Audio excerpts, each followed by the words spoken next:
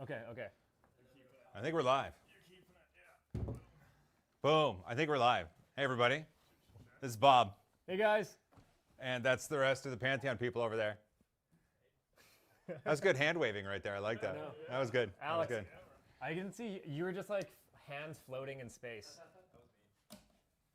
So there's a big pile of stuff over there. And there's RC Maniac. Look at that. Can see you, can hear you. I love it. Well, just start unloading. So this is a really special occasion for me because some of the Pantheon team, Bob, Logan, Alex, and Casey, there he is. Everybody has come down to visit and say hi. They did not get detained at the border for too long. And then made it over here. So what they're unboxing is an HS3, the flagship machine of the company. Oh, thank you. Yeah, and Andrew Rogers with a 20. So anytime someone gives a super chat, I always give it back to the audience in fives because I'm known for my high fives. You so are. 1, 2, 3, 4. 4 fives. Thanks for that, Andrew. For frosty beverages afterwards. See? Oh, perfect. I might owe you a beer. You might. That wouldn't be too bad. That would be too bad. Maker Viking, what's up? Bob Carnes, welcome in. It's Boy in Space. Oh, Ben. Ben's from Vancouver, eh? Ben is? I didn't know that. Yeah.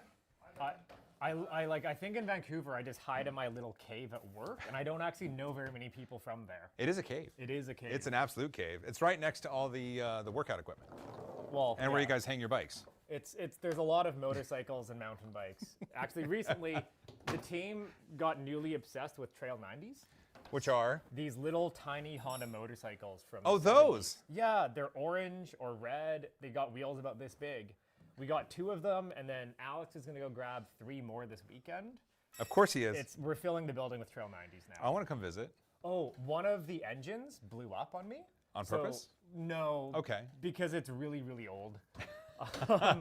And now Stanley, one of our other engineers, they're playing the game called How Much of a Trail 90 Engine Can We 3D Print?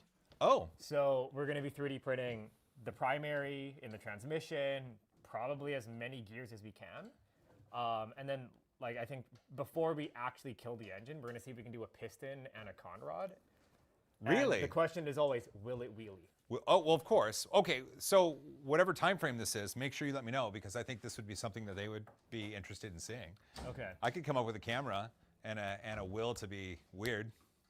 This is, unfortunately, it's kind of sporadically in the evenings when we have energy and we're allowed to be out late. Oh. Yeah. Okay. But maybe we can find a weekend. Before the end of summer, right? Before the end of summer. Okay, good.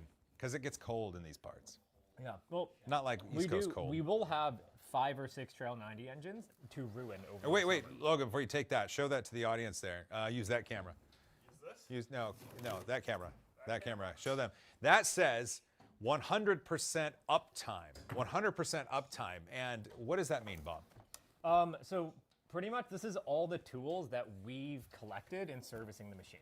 So, it's a 3D printer. It's going to need maintenance. Stuff is going to break. That's true. And something I found really frustrating when we were, years ago, we had a print farm of I think 30 Prusa Mark IIs and Mark IIIs. And it was really hard to find the right tools to use for the printers. Okay. So there's stuff in here really low range torque screwdrivers, which are just important. They're really low hard. range. Low range. Yeah. So, okay. Half a Newton meter to 2 Newton meters. Wow. So for M2, M2.5, M3 hardware, they're just really hard to buy.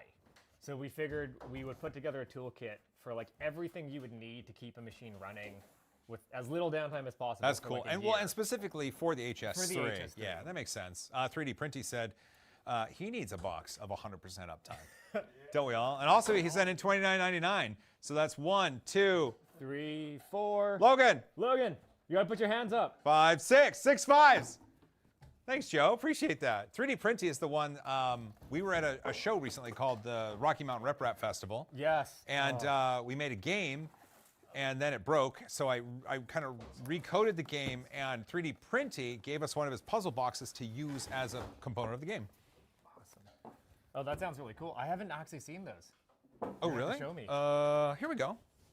Well, they're getting stuff out of the box. Okay. It's a box of wires and tools. I mean, you're familiar. Very familiar. So the game was this puzzle box. Yeah. and you had to pick it up as fast as you can. You couldn't twist it and you couldn't roll it. The idea was to pick it up as fast as you can, and if you did any of those other things, it would reduce your score. Okay. And so then the top 2 scores at the end of the day got a free spool of filament. What's going on over there? Jeez, people just pounded stuff. What the heck? All right. Oh, no, you're fine. It's just we almost saw your face. With a live stream, especially something like this, like I only have a limited number of microphones, but it makes sense to bring in everybody and to everybody play a part of it and just have a bunch of fun. Well, this is more or less, this is the founding team at Pantheon. This is all of us here. There it is. Yeah. Alex, turn around. There we go. Okay, founding team, yeah! Yeah, founding team. Founding team. We make stuff. Where is, should we go over what's Bob in the Carnes, boxes? heavy making going on. Boy, that is the truth. RC Maniac, hammer time. It's true. Okay. But anyway, so this was the 3D printing box. It's a puzzle box. You can pull it apart. And this thing, once you do it, there's a little section that comes out, and that's where the prize could be. But it just so happens that the drawer that could hold a prize was the exact width of the accelerometer I was using. Okay. Serendipitous. Yes. So we put this together, put a sweet little JoelBot sticker on it, and that was born to the game. I still have to do a video on it and talk about how I programmed and Who has MicroPython. Who is the high score right now? It was someone who was in the booth next. No, it was, I forget his name, but he got 1.3 million. And some people had problems getting to like 50,000. Really? Oh, you Yeah. didn't just add zeros to make all the scores look good? So, I mean, I may have done some of that. Like, well, because, okay, well, here's an interesting problem. The accelerometer data is given to me in G's. Yeah. And it had a maximum of 15.99999 G's that it could return. And if you give someone a score of 15 or 14 or 13, that's boring, right? Yeah. But if you multiply it by like 1 million, then you recover all of those cool numbers afterwards, and you can build yourself a large number to compare with another, maybe slightly different large number. Yeah. So yeah, I added some zeros. It's fun. It's people like high scores, Bob. They do. Okay, do you want to see what's in all the boxes? Oh yeah, and it's Boy in Space. He had the lowest score. He's pretty proud of that. It's true. Ben, you did. Oh, sorry, man. Stephen Poole, what's up? Kevin Maloney, there you are. Errors build the code, as in 3D. Oh, look at that. People having some conversations. Good. Okay. Wow. We're getting some. How are they doing over there? Print fast, unbox slow. Yeah, pretty much. So the HS3 is in a crate, and it's in a box in a crate? No, it's in a crate, and then it's bolted down to the base of the crate itself. So we have to like get a screw gun out to unbox it. It's Well, Don't be quiet. What do you? This is a live stream. So the printer weighs like 150 pounds, and this is the only way we found of being able to ship it reliably. How much is that in kilograms? I don't know. I'm Canadian, so I'm just all over the place with units. Remember, it's like we use our heights in feet and inches. Yeah. Our distances are in kilometers. Right. We'll talk about liters. Okay. But it's weird. Like it's a liter of cola. Really small distance. We'll use millimeters. Yes. And then like we'll go millimeters to inches, and then sometimes feet. But we'll never go to a yard. We'll go straight to a meter. It just goes back and forth. We straddle that line. That's pretty cool. It's really annoying. But it's really confusing. RC Maniac, what's in that industrial case? Well, this is 3D printed, isn't it? Yeah, so this is the service toolbox. Jeez. Let's see, who's got a good camera on that? There we go. Good camera? There we go. We can kind of show you. So someone go hold that up close. Here you go. Logan, hold that up close to camera 2 right there. There we go. Look at that. Oh, look at that. Logan, you're a professional presenter. Look at that. So, okay, hold it there, Logan. Bob, take me through the case. Okay, so on the top is a Wera Allen key set. Ooh, that's our a nice, favorite. We hate when you buy a nice thing and they give you terrible tools. Like, it just doesn't make any sense. Doesn't make any sense. No, like, why would you give someone tools that you don't actually want them using on your parts? So there's a Wera Allen key set. There's Logan's also, our Vanna White, you know. He is. There's a Wera quarter-inch driver there. Okay. So we've got some sockets, for the nozzle as well as some other bits to go with the ratchet. Okay. And then on that syringe is filled with this fancy German grease that Alex. So it turns out not all grease is the same. A fancy German grease. Alex, how much is the grease again? It's like $200 for like a normal grease gun tube. And so we dispense it out in Thank you, like Logan. little 5cc quantities because you don't actually need much per machine. You need like 2 millimeters per machine. Oh. For, like service job. Like it's Yeah. Okay, so you don't. Oh, look at that. There goes the. Okay. Oh, that's not much. Yeah, but like when you try and buy it in like normal grease gun size, you're like really shocked that it's $200. Yeah. So this Playing is, with the packing material over there. Did they get it out? Oh, we're good. I'm just gonna get it off the Legacy of Bob member for 40 months. Hello. Look at another Bob there. Or Legacy another of the Bob. Bob. Yeah. Legacy of. So does that people mean I'm on. dead? No, are you dead? We'll see. I guess we'll find out. YouTube memberships are cool because when people become members of a YouTube channel, they get some extra things. Yep. And for 3D Printing Nerd, they get access to videos before they're published. Oh, that's awesome. And so any video I make with the HS3, they get to see it ahead of time, which is kind of cool. So Legacy of Bob, thanks for being a member for 40 months. Shout out to Time. Wow, that's cool. One day we aspire to be as good as YouTube as you. We're trying. We're starting to shoot things. It's really hard. I'm not that far. I can help. Oh, you could. I could. Well, that's true. The A&W up in your neck of the woods is good. A&W is. down here is not. really sad. It's I know. But you can also get like, we can't get 40 chicken nuggets for $9.99. Those are good. DJ Biohazard, Joel, have you seen the Micronics SLS printer? I have. I actually have one en route later this summer. Have you seen it? They're really cool. I can't It's- wait for it. Dude, like, that is a game changer. Yeah. Like being able to bring the SLS nylon process to the prosumer market. Yeah. Like the machine itself is what, 3-4 grand? Yeah, I think so. That's insane. I remember I demoed a. Do you remember that other kind of desktop SLS machine called the Lisa? Yeah, I have one right out there. Oh, okay. Do you- I demoed one of those for a few months, and I just at the end of the day, like it was just so messy. I've heard that And I it's super had- messy. I had a Form 3 at the time too, Oh. and it was just like it's close enough. Yeah.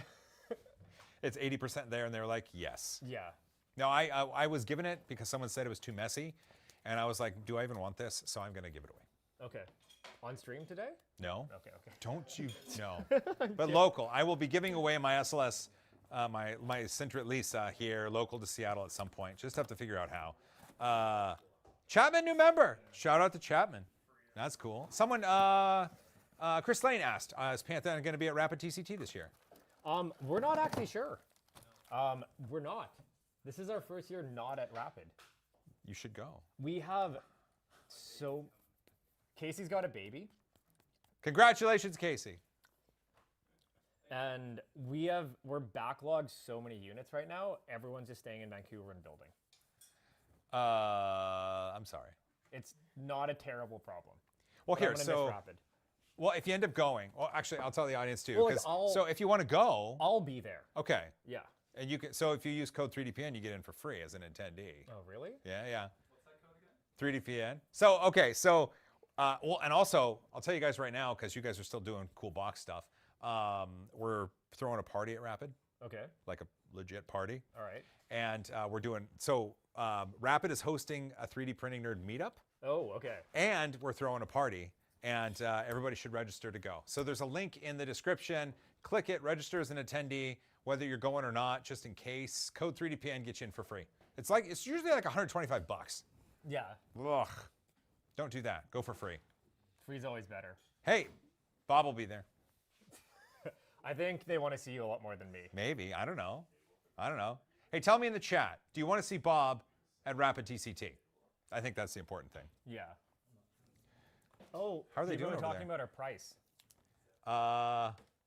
Yeah, CNC Maker. I thought it was 15K. Someone said starting at 9,999. I don't know. Do you want to talk about the price a little bit? Yeah, I think like they're to get the printer and like everything you need to be printing with it, it's 10 grand. And then I think for the giant pile of boxes with all the toolkits, spare print heads, spare filament containers, I think Casey's at like 12, 13,000. Okay. And someone said 15. I think at one point we might have had it at 15,000. I think so, maybe. But to be honest, we were just experimenting to see like what price point made sense. At Okay. the end of the day, as long as people get them and they're printing with them, we're happy. Well, and you said you shipped a number of them. Yeah, I think so. We just started shipping almost exactly a year ago, like last April, May. And I think we got our first about 40, 45 units out. Which is a lot.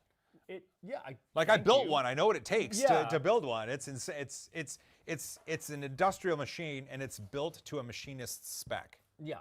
I think is one of the cool things. It's built to and will maintain a machinist's spec. Yeah, it's like the whole point of these printers. Like we didn't like, our team didn't. Someone said you're low, Bob. Uh-oh. You might have to Are we speak up better a little now? bit. Well, when we started building these printers, it was really just for ourselves at first. Like, the four of us, we started an engineering consulting manufacturing company years ago. And like we had, all the printers you'd expect people to have 5 years ago. And as we had more and more of them, it turned into my full-time job to just sit in our print farm and fix things.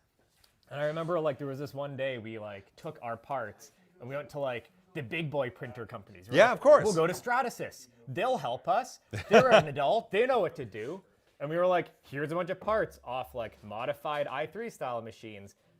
Do you have a machine that can make these, but the same every time for at least a month or two at a time without having us to poke at it? Yeah. And they were like, no. And we thought we were screwed. And like that's when we started messing around with building our own hardware. And boy, did you. Yeah, we kind of like, someone said this on a while ago that they were like, oh no, this is what happens when the engineers get to be the product managers. It's not entirely untrue. They can see us through the clear glass. There we go. Look at that.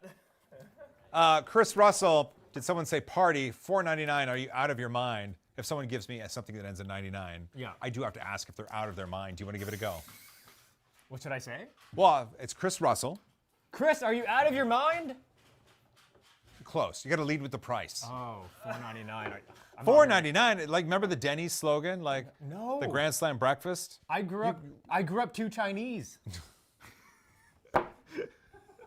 Whatever your equivalent of a Grand Slam breakfast would be, then it would end in 99, and I would ask you if you're out of your mind. Okay.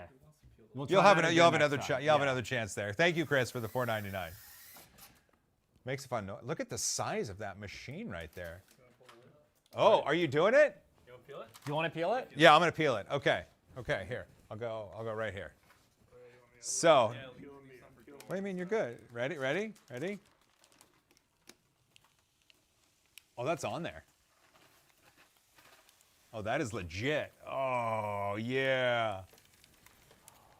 It came off in one go. Shouldn't it? It should, but you're pretty good at it. Mine's in multiple pieces. Yeah. Like a Tuscan Raider now.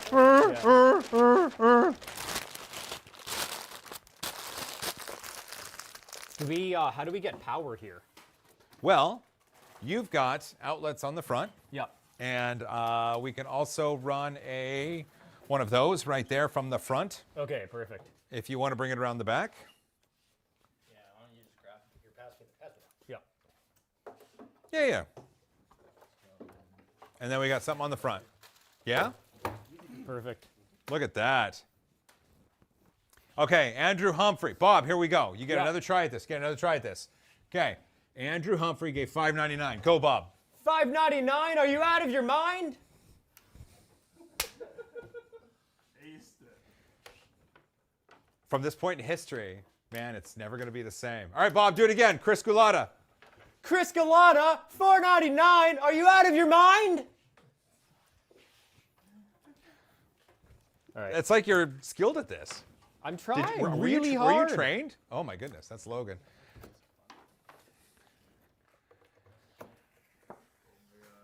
Oh, Logan, they're watching you. Do it. Do it. Come on. We're close. Come on. Oh. Oh. Success! See, once it's all set up, they can go into the loft and like lay on the couch and Oh, pretty much. Vishal, what is the power usage of this thing? So I think like while it's heating up, I think it's about 1,000 watts, 1,100 Okay. watts.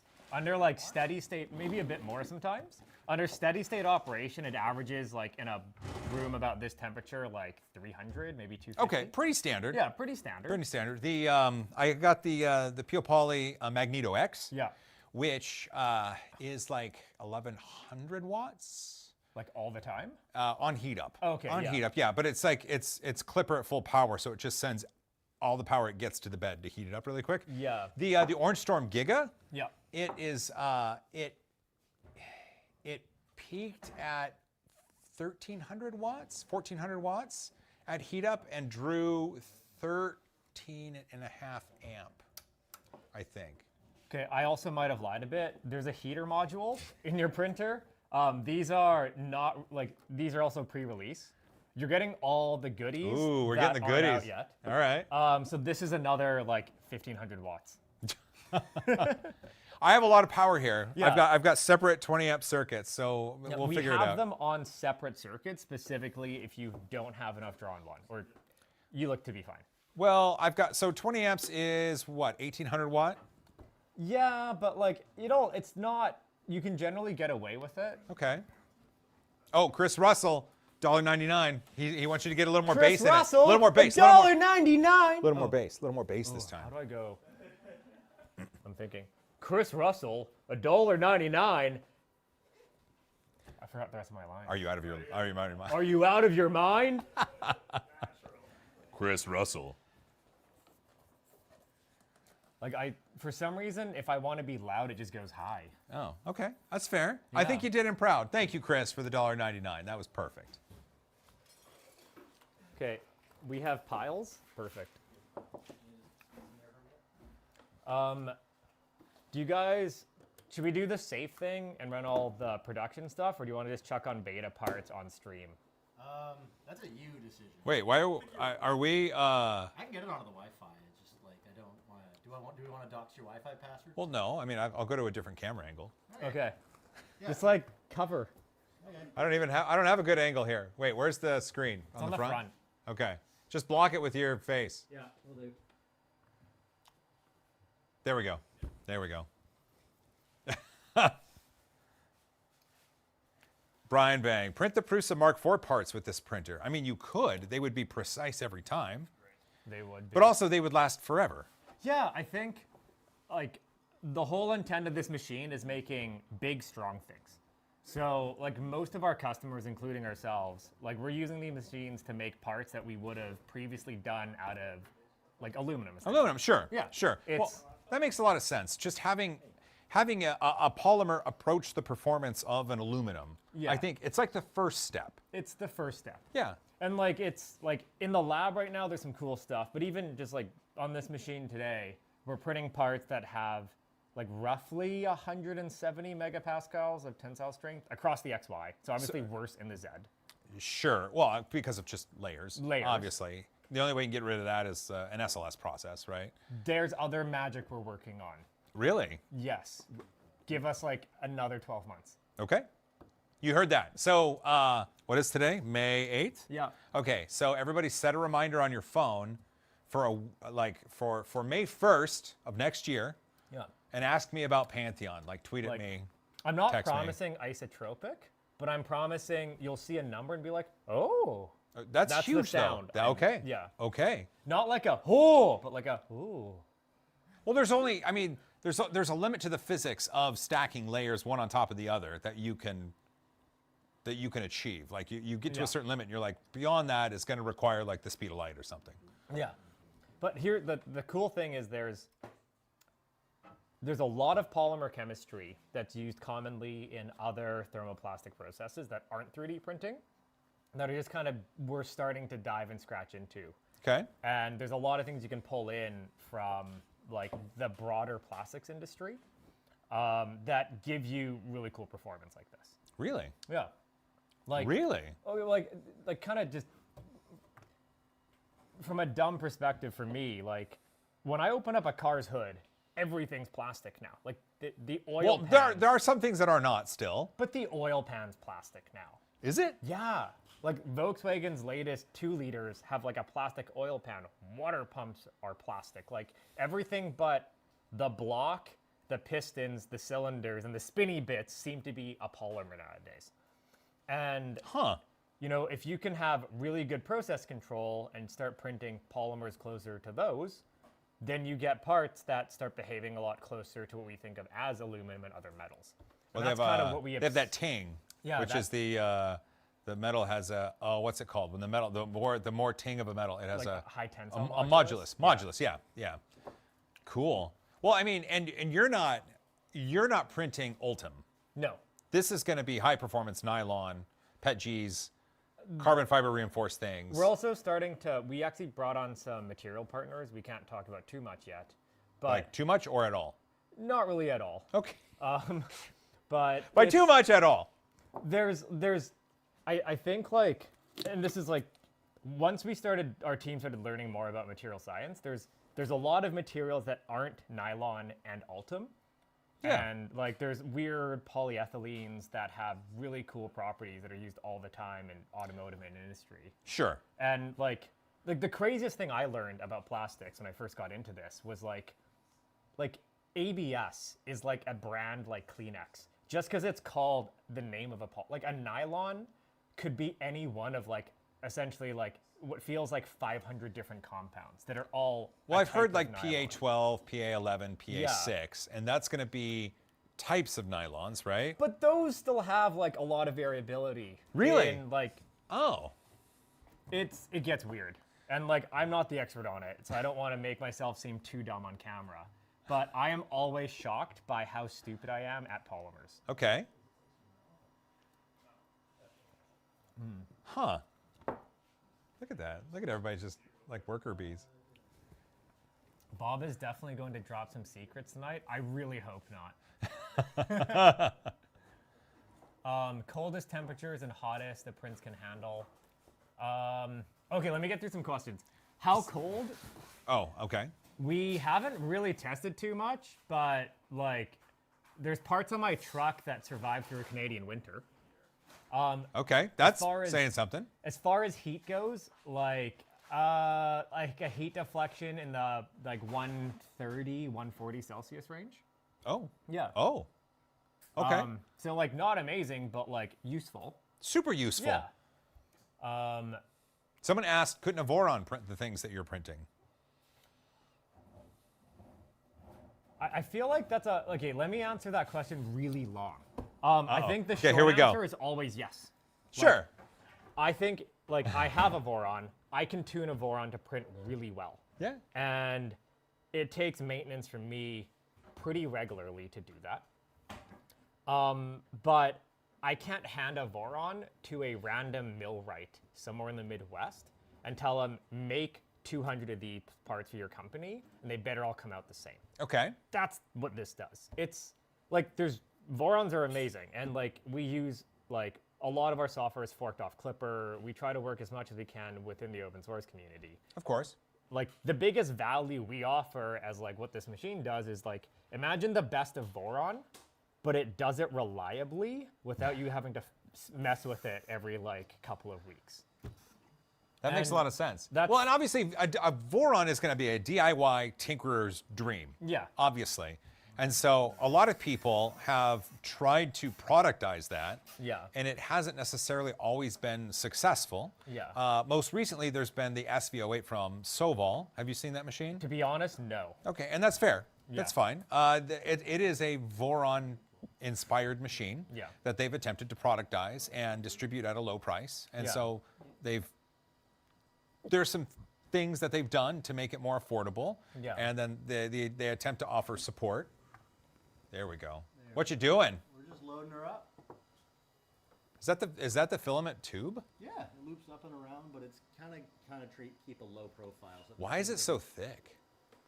Honestly, because you run enough material through this thing, like abrasive filament always cuts through the tube. Yes, absolutely. So big tube, less contact, big tube thicker, big tube stiffer, you get a lot more Big tube, more tube. Yeah, big tube lasts longer. Okay. Oh, so that isn't like an insulated. That is just a really big, thick It's tube. a really thick tube of PTFE. That's cool. So we also found that with a larger diameter tube, we were getting less resistance when we were pulling especially abrasive filament through.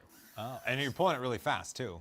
Yeah, pretty fast. Yeah. I think like we're flowing on average like somewhere between 20 to 30 millimeters cubed per second. On average. On average. 20 to 30 millimeters cubed per So second. it's not crazy average. fast. Like this isn't the fastest machine ever. It makes parts, it'll print a kilo part with fairly high detail, really freaking strong in about a day. And it'll do that every day for about 6 months without needing major service. Wow, really? Yeah. Oh. As it's built to code, say $4.99. $4.99, are you out of your mind? There it is, see? Please show how LEDs light up the hot end area. So I guess, do LEDs light up the hot end area? They don't. Oh. Yeah, it's a lot of it is pretty no frills and stuff. Like Okay. there's 2 lights on the I guess machine. industrial doesn't need RGB for performance. Okay, but like we do want to add a stack light, so there will be something RGB eventually. Okay, good. Like the camera has a light, but that's just for like light so it can see. Okay, but does it do time lapses? Yeah. Okay. I think that's a requirement going forward for machines like this, even at the industrial level, because they have to verify things over time. There's going to be troubleshooting that can happen from a time lapse, but also I'm finding that more and more companies with industrial roots are having to find ways to market their industrial side. And so cameras built into things are going to provide that sort of marketing that XY company who maybe is just starting to approach social media for their company now has a way of doing it in an engaging manner. Yeah, totally. And I think like it was actually selecting a camera for the machine was really, really hard. We tried so many things that like the Voron community use, as well as like anything we get our hands on from Amazon and our electronic suppliers. We ended up just going with like a Logitech C920, like the default OK webcam. Oh, you put enough light in there. It's fine. really good at low light. Is it? The like- C920, really? It's better than like, yeah, like we'll have the camera on and we'll turn off the lights eventually. But like we have this tiny little light bar inside, and it gives you, it's completely good enough. Wow. Okay. Andrew Rogers. Hey, thanks for being another member there, Andrew. 44 months. Jeez, man. But RGB adds at least 100 millimeters per second. I know. We're really missing out. It's like a Type R on a Honda, right? Yeah, totally. Is there a bed probe from Dougal? Is there a bed probe? Yeah, so there is a load cell built into the printhead, so Okay. it just does nozzle probing. Okay, nozzle probing Yeah. with a load cell. Okay. We've been doing nozzle probing for a few years, and it's just like, it's the least sucky way of probing the bed. Well, is there a better way? We've experimented a lot, but the nozzle probe it's been really reliable. Okay. And it's tolerant of like weird bed materials. So, True. like, we developed the nozzle probe initially for like when these machines, there was just 2 of them. We had no intention of selling them. And we built the nozzle probe so we could just print on arbitrarily whatever we wanted, and it would always work. So it wasn't sensitive okay. to it being magnetic. It was like, we liked the BL touches, but they were kind of finicky. Yeah. And the nozzle probe just always worked. That is substantial right there. It's and it does. also- But like you said, it's the least sucky way. Yeah. Have you heard of the Beacon 3D? Is that the... It uses an eddy current to pass Yeah. over the bed and... No? We've played with probes like that before, Okay. but like, this is just dumb and it works. Like when you touch something, there's feedback through a load cell. Like it's incredibly resilient to EMF. Like we had, so the first 10 printers we shipped all had weird cold end jam issues. And it ended up becoming, our bed magnets were so strong that at specific positions across our bed, our cold end fans, hall sensors would freak out No. and stop cooling the cold end. And like, that was probably when we were like, okay, like EMF, scary, relying the sensors to that. And like, once you start diving into a lot of these sensors on like their behavior, their repeatability across different noise environments, they start looking less appealing. Huh. Yeah. That's kind of cool. Yeah. I had no idea, but I mean, they're so strong that they're actually affecting the performance of another part. Yeah, and like we made the So bed magnets less strong. There was one point where we were like, oh no, we're getting on really large parts that had high curl forces. We were pulling the bed off, like the magnetic bed off the build plate. I've seen that before. Yeah, so we just started adding as many magnets as would fit. You know, like we overcorrected. As many as would fit. Yeah, That's a lot. Oh, Kiz is saying, what size is that print bed that we're talking about? it's 300 by 300. And it goes to what on Z? I think about 350, 320. It's 300 by 300 by 300. There's a little bit of bonus space. Oh, there is. if you mess around. But it'll actually print on the entire 300 by 300. This is a thing we realized we had to tell people. It's like, you know, most 3D printers, you can only really print on like the middle kind of 80% of it. Like printing on the edge of the bed results in a lot more failures. Yes. So you can actually print on the entire bed. It makes no difference. Wow. Okay. We didn't know that was something special. But So, as is build to coat, 10K printers should have LiDAR and lasers. What are your thoughts on that? okay, long answer time. So Here we go. Okay. LiDARs and lasers are great when you're using like, you know, open source filaments. You're putting in stuff that's different all the time. Because what that LiDAR and laser really does is it automates a lot of the tuning that you would do by hand. Okay. This isn't really an open system. Like if you want to go print like cool PLA parts and like high stuff like that, you should just go buy like a Prusa or a Bamboo. Okay. This is really designed around our materials. So we have 2 nylons right now and a PETG. And because it's just designed doing that, around Alex? these 3 materials. Okay. Sorry. It doesn't make, having the LiDAR and stuff would make no difference because we're tuning it for you already. Okay. Yeah. That makes a lot of sense. But other people's nylon and other people's PETG that are similar to what you have should then approach printability on here like yours? I would say we ended up designing the thermals of our hot end, our materials, and the control system kind of all together. It is like if you put in someone else's material, it jams like half the time. Really? Yeah, it's really bad at running random material. Random. Yeah. Random, sure, but like you said, you've got nylons and PETGs. Yeah. If you, I know plenty of filament manufacturers and some that make a quality nylon. Totally. Well, we also played around, not a lot, but a little bit with like lubricity and flow modifiers, specifically for hot end designs. Oh, okay. Yeah. I see. So your material that you have has been developed specifically to run at speed in your hot end. Yes. And so And you're not restricting others. You're just saying this has been developed for this. Yeah. You would need to do Like if similar you tuning. need to run stuff like occasionally, like you can just put in whatever you want. Yeah. But once again, like that's not the intent. This is No. a production system to make really strong printed parts. And like for that product application, like we think we've built the best materials. That makes sense. Yeah. Well, and also we're talking about people that are running this 24 hours a day, 7 days a week. Like the machines that are out there are almost running lights out, right? Yeah, like I think our top customers right now are averaging about 360 hours a month of print time. 360 hours of print time. Yeah. Like that's I think that ends up being like, I think about like 12 or 14 kilos of material. geez. Yeah. On average. On average. Like that's average. Okay. And it's really designed to just do that. Because that's like when I had a print farm, that's what I did. I just had machines running all the time. And this was our attempt to fix the problems of running a 3D printer every day for months. That makes sense. Someone said, designed around our materials. Okay, I'm out. LOL. Wannabe Stratasys losers. Thanks, Tyler. But that's stupid.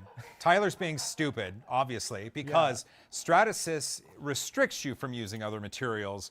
What you're saying is you developed materials for it, but it's open. Like people can run whatever the heck they want through this. You're not restricting that. They're just going to have to take some time to do it properly. Yeah.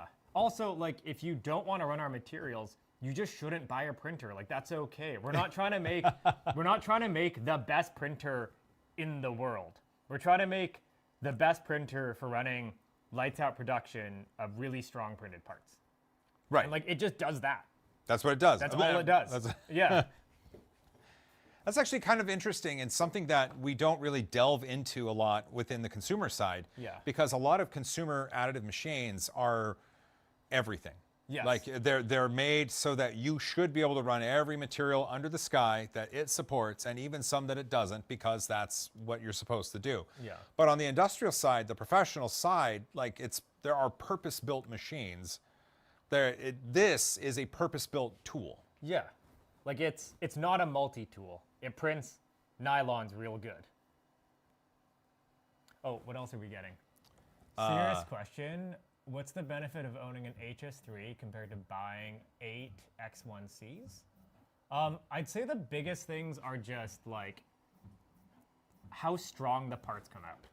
So with Bamboo X1Cs, like we have some Bamboos that we've been playing with at the office. They're great machines. They're great machines. They can print great looking parts that are dimensionally accurate, but like okay, let me just, like recently I printed a brake lever for my Trail 90, just like on this printer. One of those, right? Yeah, a brake lever Yeah. for my motorcycle. And like we load tested it as strong as the cast aluminum one that it replaced. And there's not very many printers that I know of that I could make parts that I can trust my life on, and that be just routine.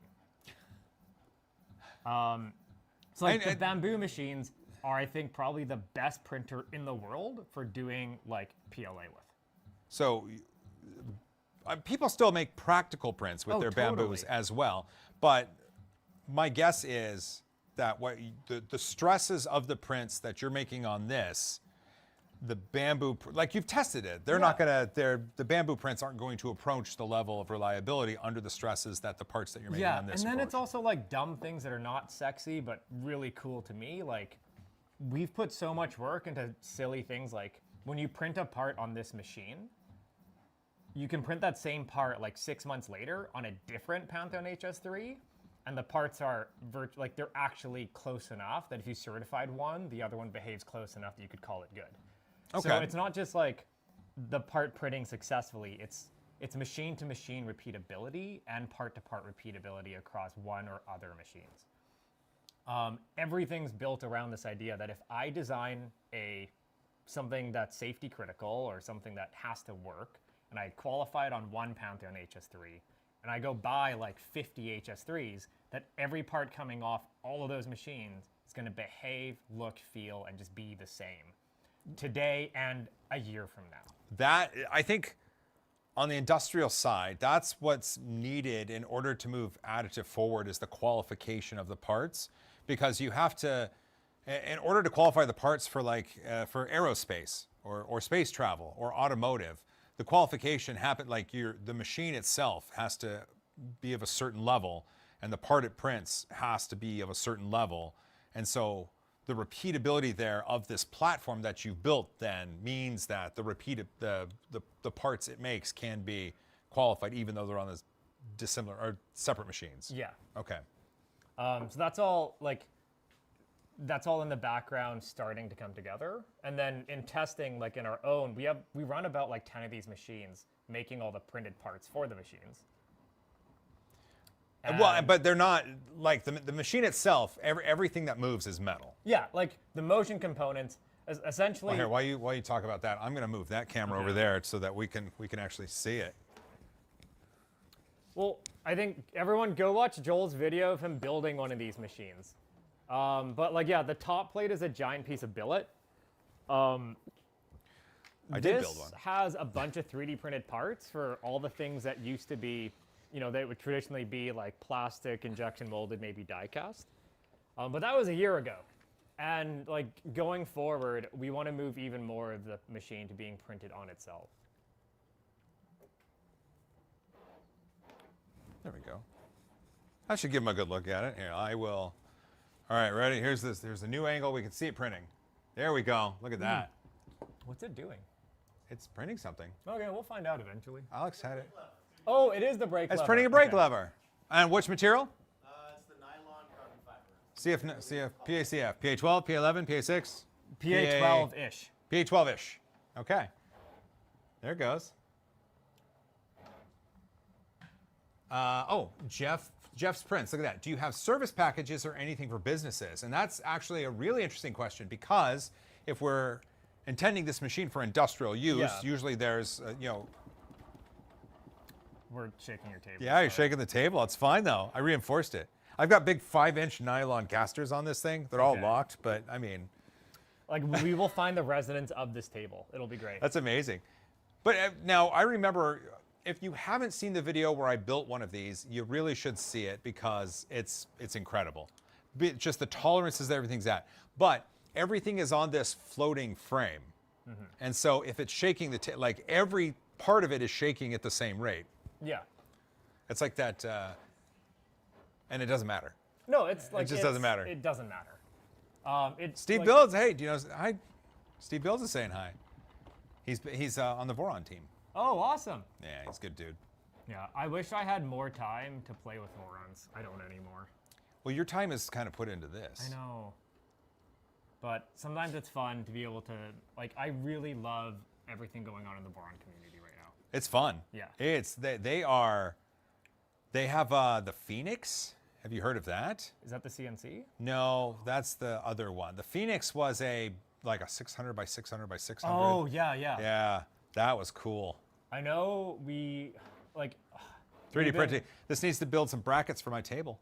Yeah, go for it. Well, we're leaving this with you with a bunch of filament. You can do whatever you want with it. Well, I thought about making like my own, could I 3D print a pull-up bar? Yeah. You've done it, haven't you? Yeah. Yeah. It's fine.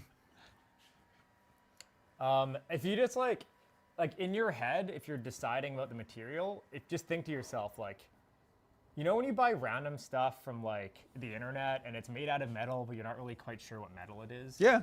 Like if you just assume the parts coming out of this are like slightly better than Chinesium, you'll be fine. Okay. Yeah. And by that you just mean random metals. Yeah. Random metals. Okay. Random metals. Yeah. Which I understand though. Like you get a part, you might order it from AliExpress. Yeah. You can buy things from AliExpress and you know they're metal, but like you don't know which metal or the concentration of the metal, and being able to Yeah, like that's the quality, that's the strength of parts coming off. Okay. The new beta print heads and the new software, that's closer to like I was saying, like about 170 megapascals in the XY and like 75 in the Z. So what does the new print head do to give more strength to a part in X and Y? Someone said, Bob, don't leak any secrets tonight. Oh, is it? Okay. Alex, looking for support. What am I allowed to talk about? We got the new print head. Okay. Because it's right here. So Is there a visual? Wait, is there a visual difference? Not, well, a little, like on the visual side, it's just like, it's a slightly longer melt zone. It's stiffer. To be honest, like the new print head is mechanically only does two things different. Like Here, I'm gonna go show them on that one there. yeah, there's no duct on that one, but it's shiny. There you go. Look at that. The main difference is in the hot end. Okay. As silly as it sounds, like the new hot end, our main goal is just making something that was like easier to make. Side by side. Okay, side by side. This is the new one. New one. Yeah. There we go. New one. Old one. Or I'm sorry, beta. Right? Yes, sir. I got that right. There we go. Those look good. Here you go, Bob. I'll hand you your print heads. That's nice. So yeah, interesting things. So since you saw the machine last, so we've got a new hot end. We've gone to ground ball screws as opposed to rolled ball screws. What's the difference there? They're like another 0 more precise. Oh. So the okay. Z, we had some issues where like some of our printers had weird Z artifacting, and we could not figure out for the life of us why we were getting Z banding. And it turned out that like some of the ball screws we had uneven lead. Oh. Usually people go to a ball screw because they're not supposed to have that. It's Yeah, like they're way better than like lead screws and Yeah. stuff like that. But once you start going to like, you start pushing the limits of like having your layers being very dense. Like a lot of printers under extrude slightly Okay. as kind of like a cheat to having good outer surface quality. Well, a lot of, to be fair, a lot of printer profiles have materials with an extrusion multiplier less than 1. Yeah. And that you're saying they do that because it is a benefit to the surface quality? Yeah, like everyone does that. We're doing that. Like if you make something like completely dense and you have any sort of problems, you're gonna end up with like weird bulges and artifacting in your like top surface. Okay. Your wall surface. So the more precise we can go with our Zeds, the more dense we can go, and that's a bit of where the strength is coming from. Joe 3D Printing is asking, how quickly can you drop in a new hot end if you need to? Like 2 or 3 minutes. So like There's just some screws holding it in and pop and you're good, right? Yeah, so there's like 2 screws on the bottom. Yeah. And then 3 plugs that are accessible right here and a zip tie. Oh. And that's it. Oh, and the wire routing is just over the Yeah. fan. It's not like routed in place. No, It's no, no. just like- There's actually like a channel here that you just shove it into. Oh, okay. Yeah, like we try to make everything as like Bob at 3 in the morning proof as possible. Okay. Yeah, that's generally the test. Is like when engineering's done with something, they give it to me, and if I don't break it immediately, we're like, okay, that's probably Okay. all Oh, right. good. Okay. Because I'm the worst user in the world, I think. And then so it's 2 Well, bolts you're for the hot worst end. user because you know better. Yeah. But the printheads themselves can be swapped really quickly too. Okay. There's 2 dowel pins it aligns on the back plate, and then there's 4 M4s. And then the printhead communicates via CAN bus. So Oh, it is a just the CAN bus 4 system. Yeah, Okay. it's CAN bus. And someone up above asked firmware. You're running Clipper now, right? Yeah, we're running Clipper. What were you at the beginning? You were not Clipper. You were rep firmware, right? Yeah, we went Marlin, RepRap, started trying to fork RepRap, run into a bunch of problems, and then we've been building off Clipper for about a year now. Okay. Yeah. I think we like started going through Clipper's code base and we were like, this is like well developed. Like we must be a part of this. So are you submitting back to the Clipper project? A lot of like, to be honest, a lot of what we're doing right now is just like, we forked it just to like have revision control. So like our customers don't hit something and break things. Yeah. We've done some of our own custom configurations. We are just building out our software team and starting to actually make meaningful things like in cool. the last like 6 weeks. 6 weeks. Yeah. Dude, we were super broke until like the start of April. That's right. Well, can you say what you? I mean, you can say you got your. Yeah, we can. Yeah, Oh, say yeah. it. Say it. You got your. Yeah. We raised a $4 million seed round that just closed about 6 weeks ago. And now we can actually do what we want instead of what we have to. Yeah. Yeah. It's amazing the creativity that can happen when it's not forced. It's also amazing the creativity that can happen when it is forced. So Sure. I think you need both. I think some of the best things we've done are either with 0 pressure or immense pressure. I hate the middle ground. The middle ground, because there's no end. Yeah, the middle well- ground, it's not like do whatever you want for a while and just have fun. And the middle ground isn't, this is due in 24 hours. Like it's the middle of that. Yeah. You either need that due tomorrow or, it's like, okay, so in school, Yeah. when a book report was due, did you just do it the night before? Kind of. Okay. Like, I think in school, my strategy was like convince my professors that I didn't have to do them and just have my final grade override everything. So I could run a motorcycle shop in school. That's cool. We would love to use some of our funding to make Clipper content. Yeah. That would be a dream.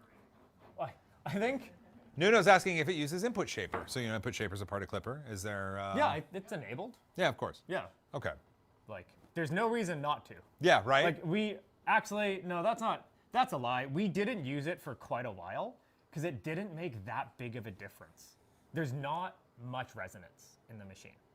Well, it transfers it all to the table. Yeah. Which Ben said is, Ben, this is not a janky table.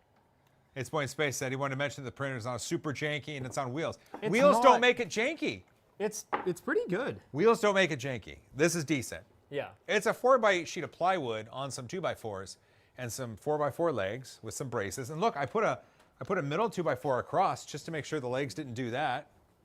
It's a solid table. It's a Oh, these are nice. Like, you've got little brackets in here, too. yeah. I'm impressed. You even used the little metal-y things. Yep. Oh, that's awesome. I'm impressed. Okay, there you go. Bob. Now we'll have to see what 3 a.m. Bob says about my table. 3 a.m. Bob, yeah. This is terrible. I hate it. Look, it won't hold. It won't hold all my beers. I actually don't drink as much as you think. I portrayed 3 a.m. Bob as being slightly drunk. 3 a.m. Bob is like frantically building stuff. Okay. Like, actually, 3 a.m. Bob is my favorite Bob. 3 a.m. Bob is generally when I get to do exactly what I want without other people needing me to do anything else. Oh, you get time. Like, Bob time is like 11 till 4 a.m. Okay. Yeah. Oh. So I had a startup company a while ago, Okay. and it was I remember I would put Marvel movies on in the background, and after my wife and kids went to sleep, I would code on my laptop until about 3 o'clock in the morning. Yeah, pretty much the same thing. Yeah. Okay. Except that hardware is harder to sneak around with a partner with, because you can't I can't just bring a welder into bed. I mean, you could, but it would be It'd go disastrous. terribly. It wouldn't smell right. Chris Russell, $2, but will it blend?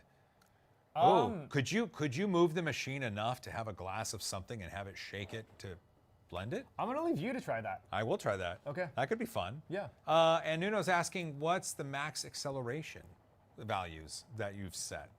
I think 16,000. Okay. Yeah. Reasonable. Super Yeah. reasonable. You've seen Vez 3D? Yeah. Oh no, that thing's crazy. Yeah. Okay. No, we're nowhere near that. Those values would probably make this machine. It wouldn't do it. Yeah. We went once again. We went with the reliable option. We have clear path servos and ball screws. Right, which are insane. You don't have to do anything.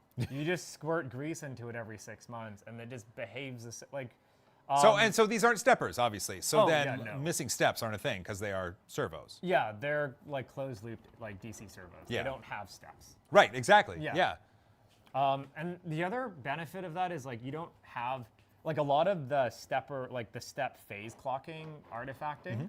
This doesn't do because there isn't phases to clock. Right. It's continuous. It's just a move. Yeah.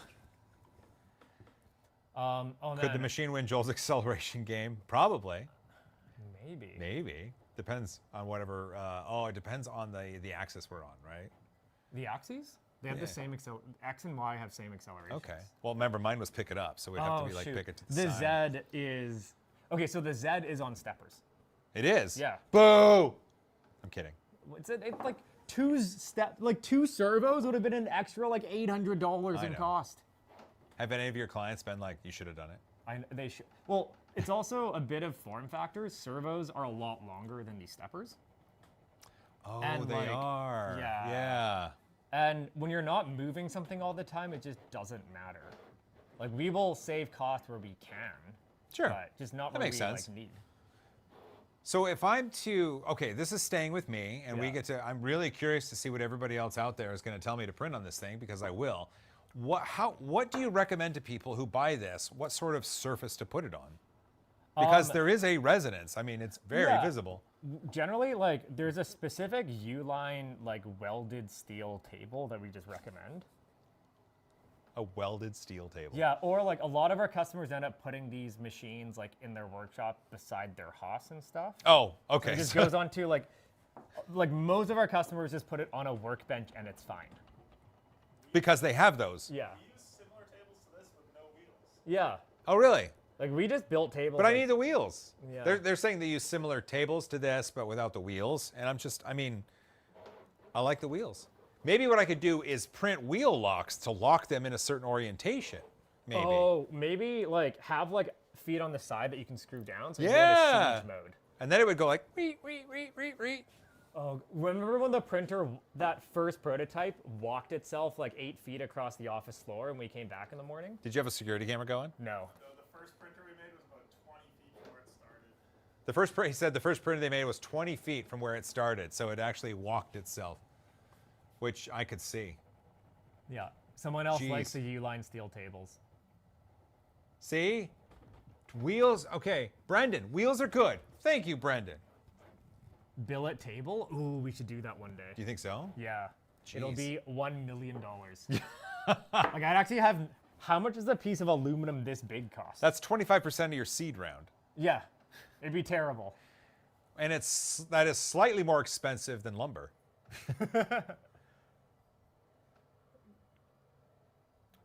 Mike, the other day, I can't mic. So, Vishal, I can't mic. They're gonna have to yell into Bob's. Go we can talk to all- Logan. Go over to Logan there, Okay. and then so there you go. Just talk at You Bob. have to just yell at my neck. Okay, why? What's up? Hey, Bob's neck. This is really intimate. I was gonna say chest, but neck. I mean, how I don't know far what away can we Canadians do. What if we just hold it? So I've got 2 mics, and that's all I have access to right now. If my Rodecaster, I've got 4, which I will do. That's something. Okay, Let's just I make think- smoke signals. Yeah, we'll make... Logan can just come up and yell into my neck. Yeah, if you need anything, just come up and yell at Bob, and then the audience will hear it. Print a table out of Inconel. Ooh. Did you see what we made out of Inconel, that big Transformers head? I didn't. Oh, so we worked with Paramount Pictures. Okay. And the Transformers franchise. Yeah. The new movie, Optimus Primal, is a big aid. Okay. And we printed it nearly life size out of Inconel 718. That sounds terrible in all the right ways. It was a $100,000 print. Why Inconel? Because that's what they wanted to show Oh, okay, off. 'cause it's cool. Because it's a Transformer. It should be kind of indestructible, right? Like Inconel, I guess. And then we hit it with fire and ice and hard things. Okay. We took it up to the Hacksmith in Toronto Oh, and actually, yeah. beat the heck out of it. It was We fun. need to go visit him sometime soon. You should. I know. It's surprise. Like, you're a lot closer than the Hacksmith. Well, yeah. Even with our terrible border debacle today, it's still less time. We went through 4 borders to get here. It shouldn't have. That's a lot. happened like that. There's literally one border, but you I you know. did we this. had a zigzag because we were dumb. Someone said, why not use stabilizers like building cranes here? So that would be a weight on the bottom that counter moves according, right? Or like earthquake stabilizers, Yeah. that buildings have. It just doesn't matter enough. Like, you could, but you wouldn't squeeze out that much more performance, and it'd be like more money and more engineering time. Oh, true. The printer is stronger than the thing that it's on. Yeah. So there's no errors being imparted into the finish. What else? Do you need to PID tune the servos? We do that all for you. It just comes working. Brian Vines, thank goodness you weren't transporting something horribly dangerous like Kinder eggs. Oh god, you can't have those here still? No, we have modified Kinder eggs I thought they sorted that out. by modifying them. So the dangerous what do toys they aren't. do? They're not the dangerous toys. They're So they're toys that you can eat? that I think won't hurt you if you. I don't know. I haven't Okay, bought one should in a we while. put this to the test? Well, next time I come up to your studio, Yeah. let's get some Kinder eggs and just let's eat just them. chew on them. Yeah. Yeah. That'd be a fun stream, just chewing on Kinder Would eggs. people watch that? For a little bit, and then they would report us. I Oh, think okay. for being terrible people. How are we doing? Oh, nice. Okay, we're like. What will halfway fall through. apart first, the table or the printer? Oh, the table. Yeah. Like this printer could fall onto the floor, and it would just shrug it off. We've dropped these printers more than like. There's printers that we have internal that have been dropped more times than we care to admit. Like, Have we're you, always shocked that we haven't broken them. Have you put it in the back of a truck while it's printing? We have. There's a video on there's a bad Instagram video we put up like a year or 2 ago. But we want to reshoot that. We want to find we want to strap it to my truck and go we just want to go off-roading. I want to catch air in my truck while printing. Oh. What if you built a platform around the printer that was radio controlled, like tires, like what if you built? But it'd be more fun if I was inside driving. Yeah, I get. I'm just looking for an excuse to hoon around in my truck. I'm okay with that. Okay. Look at there's Casey. Hi, Casey. Hello. There he is. Talk about Rusty. Rusty? Oh, okay. What's Rusty? Rusty is the name of one of our printers. One of your HS3s. One of our HS3s. Okay. So Rusty was packed up and shipped to a customer, and we have no clue what happened, but when he opened the crate, it was it felt like it had like sat at the bottom of the ocean for like 3 months. Oh. Every single surface was corroded. Like even the aluminum on the ClearPass servos were corroded. We have no clue. How do you do that? I don't know. Like we've been theory crafting. We think that like it got left outside, water seeped in, and then it got really hot and just like hotbox saunaed itself for like okay. a weekend. Yeah. But we brought it home because obviously our customer was like, hey, like I paid 10 grand, don't give me this piece of whatever. Yeah. So we brought it back and we're like, well, like how bad could this really be? And we ended up just like spraying the whole thing down with WD-40, taking some Scotch-Brite to everything, and like it's surprisingly okay. Like it still hits tolerance. That's the important part. Yeah. Yeah, I mean, you can use a rusty hammer, it still hits a nail. Yeah. So you use Rusty the printer, and it still hits tolerance. Yeah, we're shocked that it like. I think like one of the design constraints we had when we were sourcing motion components was, like, if you go much small, like you could run smaller guides and ball screws. But going smaller actually gets really expensive. Oh. So we went with like an economical choice. And they're so overbuilt. Like I think the lifespan of our X motion system, if you clean and grease it according to the manufacturer spec, is something like 1,080 years. Which means if you like completely abuse it, it's good for like 4 or 5. Yeah. Like you could fill the printer with sand and it's still okay for a while. I'm not going to do that. No, but like. But I get it. Yeah. Yeah. Someone said, Dougal, biggest difficulty while developing this. Was there a specific thing that you guys ran into when you were making all of this that you're like, holy crap, this is hard? Okay. So I brought this up earlier.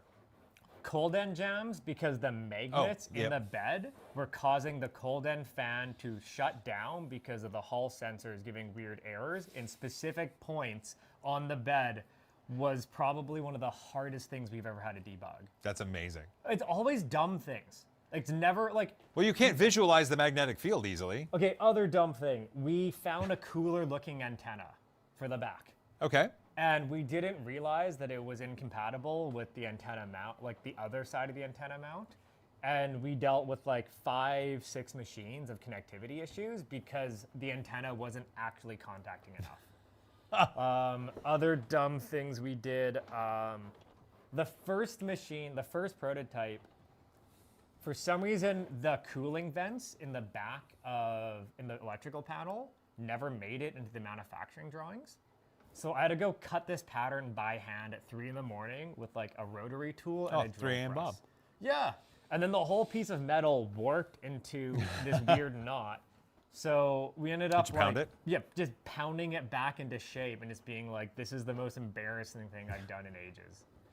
Tora was saying, curious, why is the X only supported on one side? Now, Tora's talking about the ball screw, right? We did the math, and it just ended up not needing the other end support. Like the critical velocity was high enough, unsupported. Oh. And we thought it looked cool, so we just went with it. Okay, so there's no degradation in performance. No. And over time, it still survives and creates parts at tolerance. Yeah. So then, Like, okay. I think early prototypes, we had an X support, but once you started doing the actual like engineering, it ended up being just like way overkill. So, yeah, this is lighter too. So. Well, yeah, super lighter. Like you could save parts and save money and still make it as strong and as performant. Like that's really cool. Someone said, do you have any plans for future accessories, kind of like an AMS with active moisture control? And their dry box, your dry box is moisture control, right? No, it's you put desiccant in there. It's just really well sealed. Okay, so but it controls the moisture by just not letting it's any not in. active. Yeah. Like, we're really proud of this. The latest revision of the dry box held like 15 psi for like 6 hours. 15. That's the one that's right under the. Oh, I don't have a view of it. Oh no, it's right over there. Yeah, it's right Point there. at it, Casey.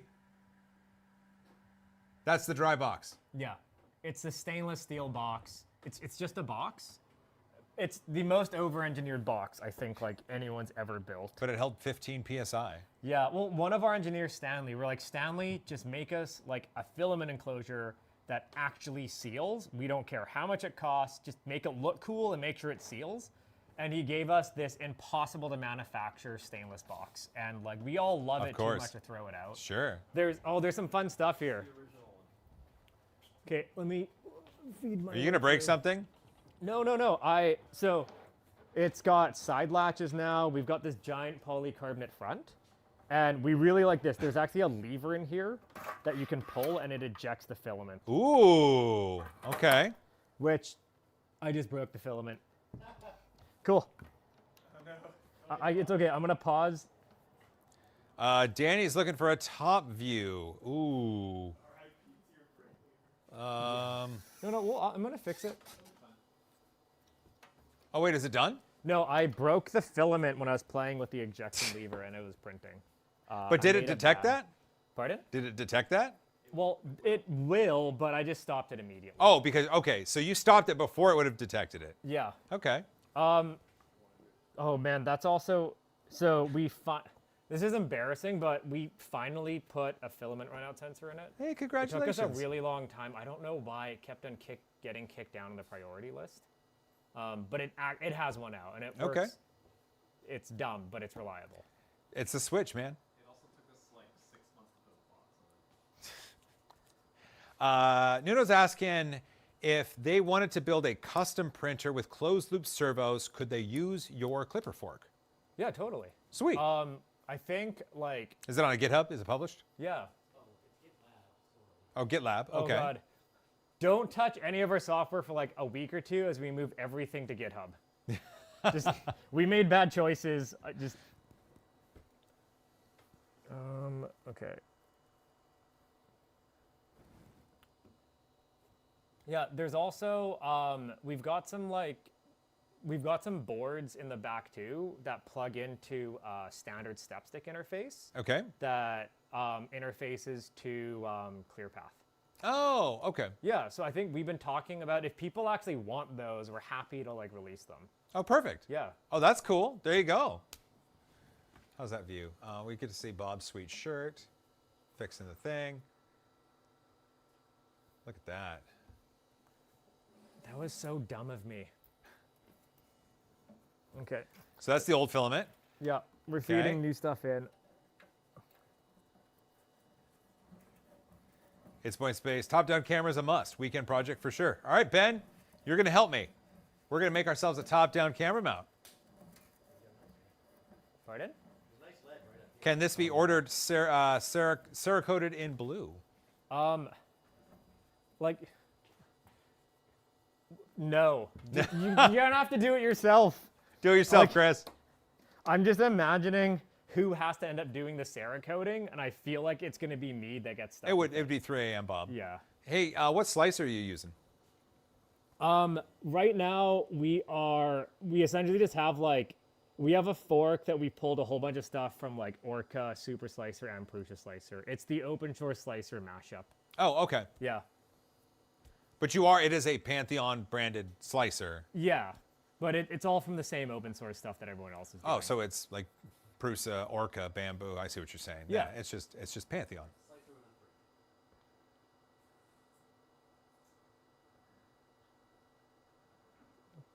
Extruder. X and Y motor size, please. Hey Alex, come yell into my neck. Okay. Well, you can stay upstairs. Just have him yell it down. We'll figure it out. They're both even 23 mountings, but the Y motors are way bigger. Yeah? Oh yeah, the Y motors are huge.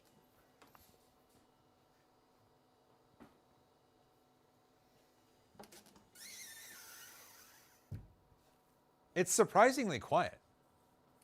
Servos are really nice for that. Yeah. Steppers have all the stepper harmonics from like putting. Oh yeah. Well, when people are running steppers, they make music with it. Yes. You run a square wave for the big enough plug. That makes sense. Is the printer also open source? No, not really. Like I think we're open sourcing all the software because we're building it off software projects that like we want to contribute Yeah. to. I think there's elements of the hardware we might open source that's useful, but like the hardest part about this machine is like the supply chain and manufacturing, and like I don't really like we can't really just like hand our vendors over to the world because that's like how we don't die. Oh, Ben said call your slicer Neapolitan. Oh, that's not a bad idea. Good job, Ben. Yeah, all right, everybody, high fives for Ben. Round of applause. That is a great suggestion. Okay. It's happy enough. Looks to be going. Oh, you hit the TV. Did I? Oh, we're okay. You hit a random clip on the ground. I feel really dumb for breaking the filament while I was printing. Any ambition to make the dry box active? Yes, Okay. but it's okay. So each filament spool that we have is 3 kilos. And from what we found, like, that ends up being about like somewhere between like 4 to 5 days of printing max, sometimes as low as like 3. Okay. So there's just not very many cases where like you actually end up needing to make it active. Like if you put filament in it, it's pretty good moisturized for like 3 to 4 weeks. Well, that's what I was going to say. The dry box itself is designed so well that with the operation that this is most likely going to be doing with a 3 kilogram spool, Yeah. then there's not going to be time to dry it because you're going to be using it right away. Yeah. Okay. And like I think like for customers that like, you know, are using this machine occasionally, Yeah. it's a nice to have. But like right now, like I think once again, we're just kind of hell bent on like building for production. If it doesn't matter for that, the priority it goes on our engineering list, which is massive at this point, just it gets a lot lower. That makes sense. Yeah. I'm really curious though, because this is the brake handle that you said you did for your mini bike. Yeah, that's my Trail 90 brake handle. And you said, what was it, 160 megapascals? For the material, yeah, Yeah. like 160, 170. And you trust that. Yeah. Now, I've printed a brake lever out of Mark Forged onyx with continuous carbon fiber, Yeah. and that's friggin' strong. Yeah. Is that level of strength? Yeah, totally. No, like I commute on this bike to work every day. This is like the first time in my life where like I've printed a part that is neither safe fail or fail safe and trusted my life on it. And I feel normal doing it, Okay. which is really cool. It is cool. No, that's It's like- really, really cool. It marked the 10-year anniversary of me first seeing a 3D printer. Oh. Yeah. When I was 19, Alex, who's sitting down there, and I essentially met at university. I saw this this hovercraft he was building. And I think I just pointed sounds and was cool. like, ew, what's that? And he's like, it's a 3D printed part. And I was like, oh, that looks terrible. Did it look terrible at the It time? looked terrible.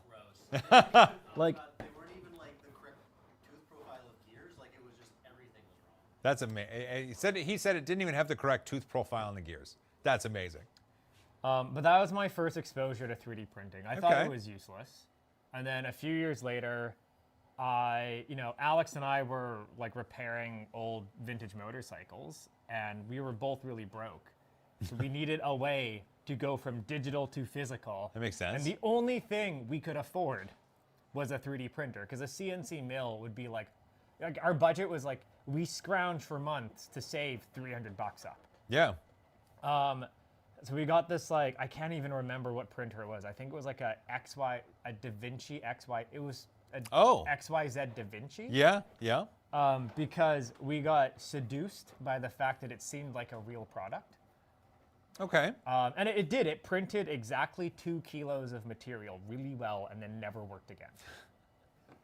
XYZ, those Da Vinci's, my buddy Chuck Yeah. went through and told people how to like get past the chipped part of the filaments and how to Yeah. run them and stuff. But they were one of those things where my only experience with those Da Vinci machines was I went to my kid's school and they said they don't use 3D printing because it's broken and it's been broken forever. And it was just the Da Vinci had a jammed nozzle. And so I unjammed it and they're like, oh, this is cool. It's fine now. Now we can use it.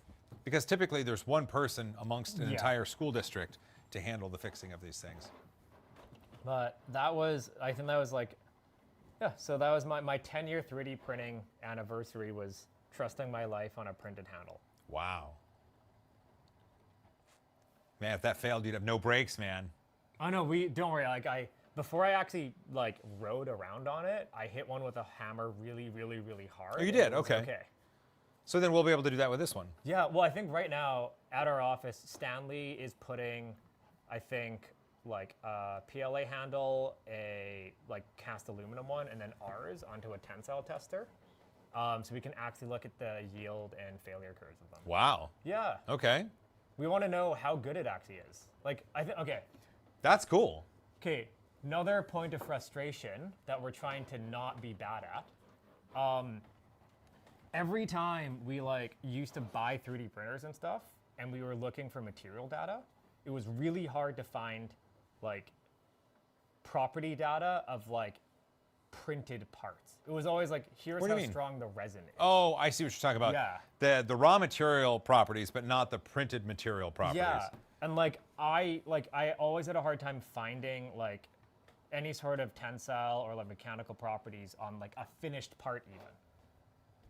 So we're trying to not do that, and like we're trying to actually we're gonna take parts that we built for ourselves, figure out how we can load and do like actual like tests on them, so we can share that with everyone. That's cool. Yeah. Like, I don't know, that's what I want.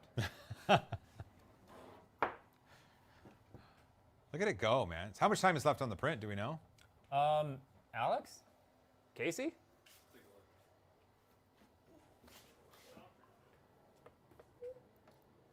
18 minutes. 18 minutes. Well, we should start to talk, because once this print is done, we're gonna show it. Yeah. Then are we gonna do something to it? We would have fit a Trail 90 in here, and then we could have done like burnouts and wheelies. We in the could have. I warehouse. got plenty of room. But I'm glad we didn't, because custom was enough of a nightmare. Oh, but we've got a hammer. Yeah, you can hit stuff with it. Yeah. You're a big person. You can break it. I mean, I could. You can try. Do you think I could? Like, I'm sure you could. Like, yeah, you could. Well, definitely in break this it. direction, but not this direction. Well, no, like, but if you put it on the ground and jumped on it, you could break it. Oh. Well, I could break a lot I of don't things. know if you can break it with your hands. I could break a lot of things by jumping on it. I don't know if you can break it with your hands. I want Really? to see you try. It's okay. If like either way, it's fun for stream. True. Yeah. There was like an it was at a show, and someone printed an Ultim part and gave it to me, and they're like, here, try to break it. And I went. I know. Oh my god. Okay. That's really embarrassing. I probably wasn't printed right, because Ultim, when you print it right, it's fairly strong. I don't. But it fails understand- spectacularly, right? Yeah. To be honest, I don't understand the weird cult around Ultim. Is there a cult?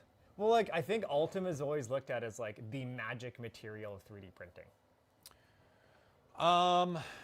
At the industrial side, for a while there, it was, look at our machine, it prints Ultim. Yes, and like, but the industrial side was like, it was Ultim because it was like V0 flame retardant and like non-reactive to a bunch of solvents and cleaning agents. Right. Well, Like, and what you made- got similar to aluminum performance out of it. Yes, but like the main reason people wanted Ultim was like all of these other properties that like no one is actually talking about publicly. Like Ultim is really cool because you can expose it to like chlorine and stuff, and it just like doesn't care. Someone just called it. Randy said Cultum. Cultum? That's pretty good. Another round of applause. Yeah. Thank you. Yeah. Yeah. That's good. Good, Randy.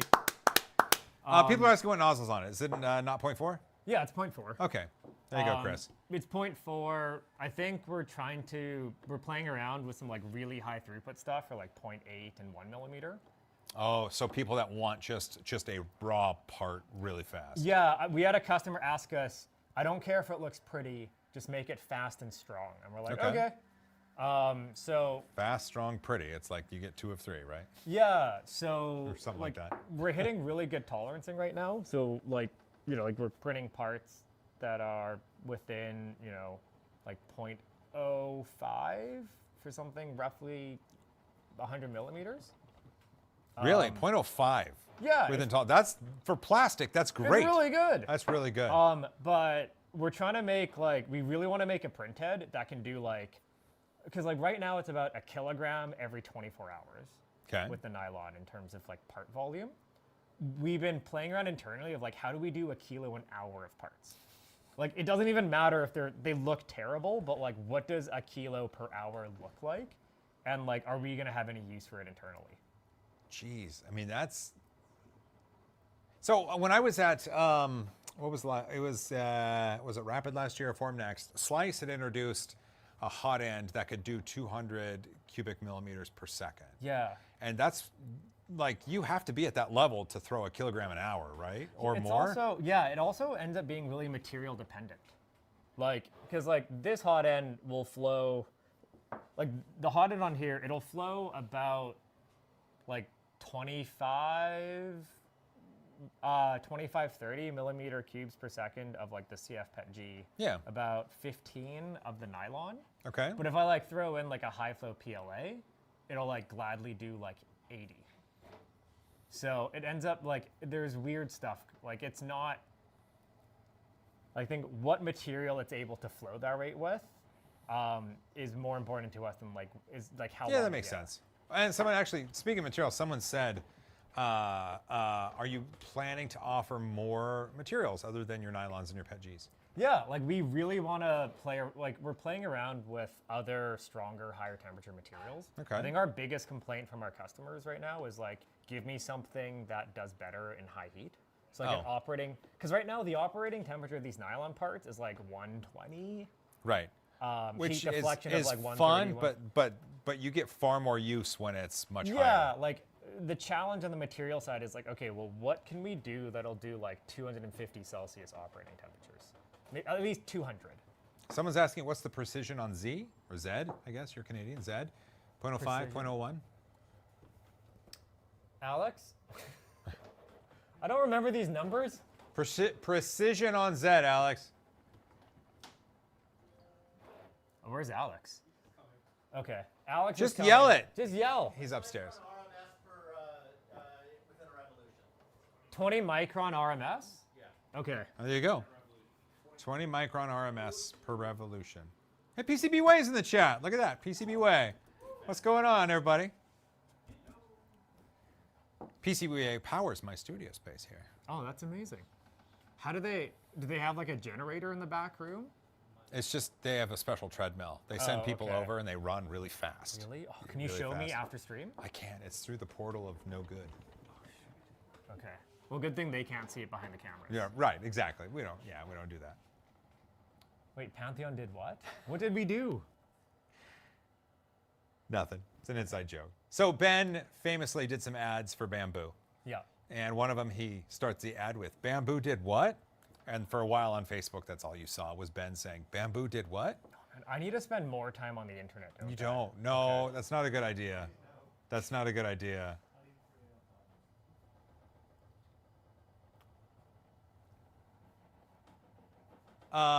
Curious on the engineering decision on why you didn't preload and constrain that T-screw. What does that mean? The T-screw? The T-screw? Oh, the ball screws are all preloaded. Right. That's what he's wondering. And yeah. wait, that's Every bearing's preloaded. Chris, we talked about that when I built the machine. That's why I was like, I don't know what's going on there. Hey, we're almost at part finish. Like it's almost done. And then we're gonna hit it with a hammer. Holy crap, that's accurate. Can we talk about accuracy a bit?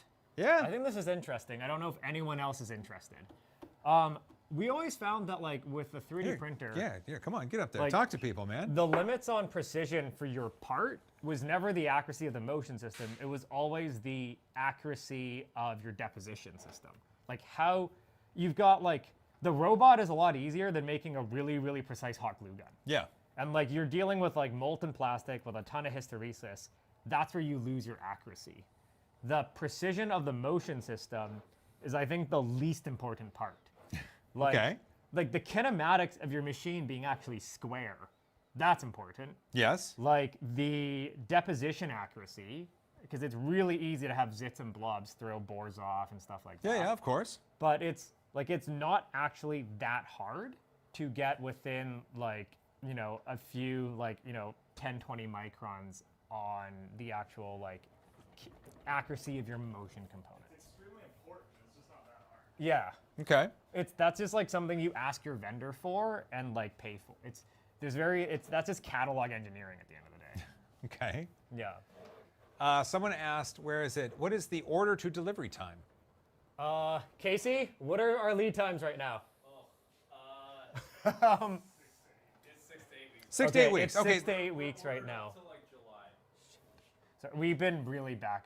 That's okay. We're learning how to run a factory. That's okay. 6 to 8 weeks of lead time sucks, but it's because people are buying a lot of machines and you're having to build them. Yeah, it's really hard going from like 1 to 10 to 100. Like every single zero you add feels like you have to relearn everything you're doing. Well, making 1 of something is fun. Making 10 of something is a struggle. 100 of something is a job, and 1,000 of something is a factory. Yeah. Yeah. Are we complaining about internet prices in Canada now? Yes, yeah, internet sucks. I hate it. Is it really? Oh man, my home internet Yeah. is it's poo-poo speeds. It's like 30 down, or it's like 70 down and like 10 up, and it's like $70 or $80 a month. I have symmetrical gigabit fiber to my house, and I pay, I believe, $100 a month. Yes, I want that. It's really I'm nice. like, it's not, I can't even buy, I live downtown, by the way. It's not like I'm out in the boonies. I live right downtown. How far away are you from the CO? From the what? Central office? Like the main tap? Like you're downtown. So where's the tap to get to your... I think it's about 1.5 miles. That's not far. No, it's my commute every morning. On a bicycle, it's like 8 minutes. On a motorcycle, it's 6, and in a car, it's 10. Of course, the car's going to be a little bit longer. Yeah. Yeah. Let's do the top layers now. Okay. Ooh, it's going to be good. I'm excited. We had a really hard time picking what part to print on this stream. I don't know why. Yeah, well, obviously you want the print to finish during the stream because then Yeah. you get to show it off and do things to it. Yeah. But I mean, my goal is to make some very multi-day prints on this thing because Yeah. I think that would be friggin' awesome. It's pretty hard to run a print that's more than like a day or so. Is it? Yeah, but it'll be fun for you to try. Yeah, I'll try. Well, and also my High Five Blue. Yeah. My High Five Blue. Yeah. Look at that. It's beautiful. It is. It's beautiful. Are you gonna put that in our poor print head? Well, no, this is a PLA. There is a High Five Blue Pet G. Okay. So what I was gonna do, should I not? You could try. You'd probably have Bob? a bad time.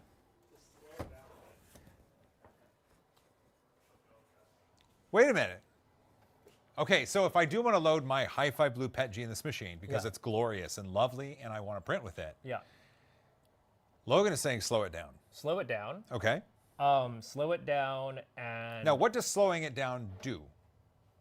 Why would the material print if I slow it down? I think in general, running slow is easier. Okay.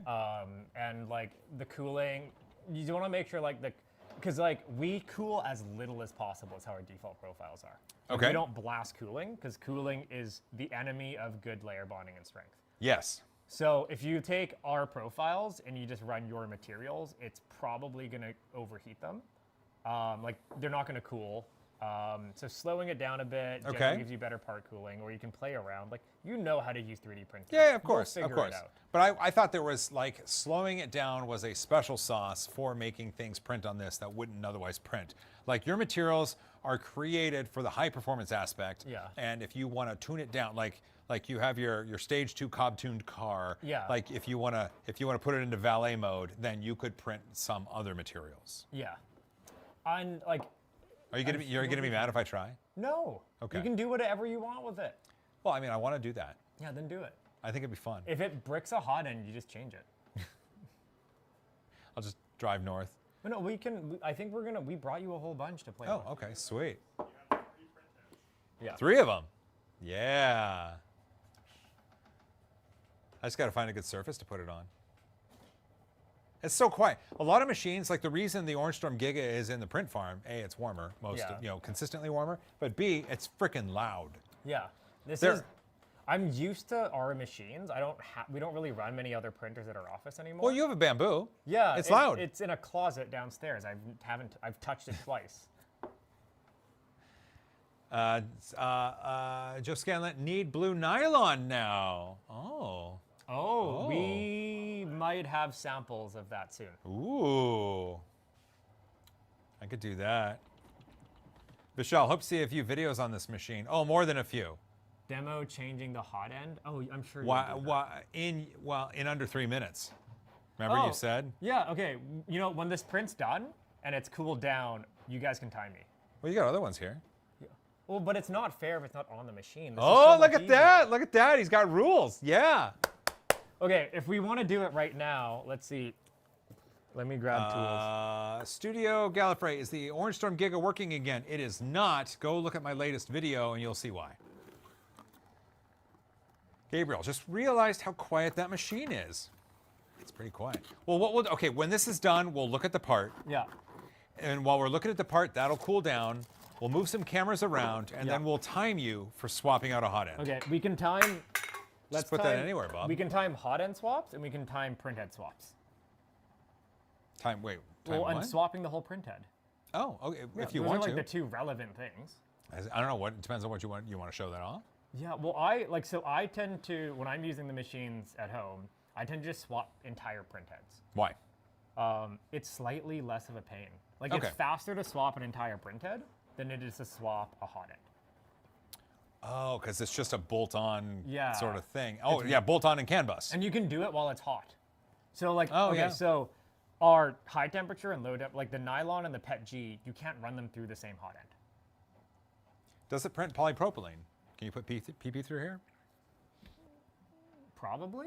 Like, I think I played around with it before. I wonder if I've got. So I've got. It'd be interesting to see what would happen. I've got some Peak and I've got some Ultum. Do you think it would? Do you think it would even attempt it? Yeah, like we've played it, like it's fine with Peak and Ultum. Really? Yeah. Oh, because you got the chamber heater, Yeah. and then. Like the hot end will go like to whatever temperature you want. You might have to edit the config to like disable the safety. Okay. Take the safety off. Well, just like in software, change it to like 500 or 600 or whatever you need. Okay. Like the hot end itself, like will get to, like it's got like 120 watts. Like it'll just get however hot you want. I guess true. Yeah, Yeah. it'll get white hot if you want. Yeah, that's not the constraint. Have you got it white hot before? Not on purpose. It's only happened But, once. I mean, it's happened. Yeah, yeah. Okay. We've melted. We used to, so our hot ends right now, so these are steel on the production units. Oh, 3D printing with a $5. High five. Good luck donation for the hot end swap speed run. Okay. All right, good. Yeah. Thanks, Joe. But okay, so I know I don't want to oversell it though. Like it can't print peak amorphously. So, like, Oh, it has right. Yeah, like Right. it's not printing it in like a 160-degree chamber, keeping it amorphous. Yeah. And then like having a controlled cool cycle so it actually behaves how peak is supposed to. Right. Optimal peak. Yeah, yeah. But like optimal peak is so much better than non-optimal peak. Well, it's it's way better. Like Yeah. it's way that is the wonder material is properly printed peak. Yes. Yeah. Yeah. So like it'll like most printers will print peak to some degree, I think. Well, not most. Well, but, it like, depends. You turn up the hot end on some and it gets a little melty. Yeah, I don't know. Like there's not that many printers that can actually print peak amorphously well. Be rad with another $5 for your speed run.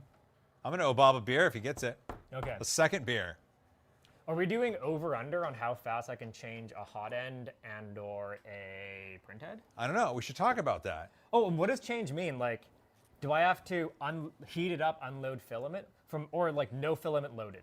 No. This is the bare change. Okay. This is not in production having to change it out. This is you're in a start position of it's cooled down, there's no filament loaded, and it is just 3, 2, 1, go. Okay.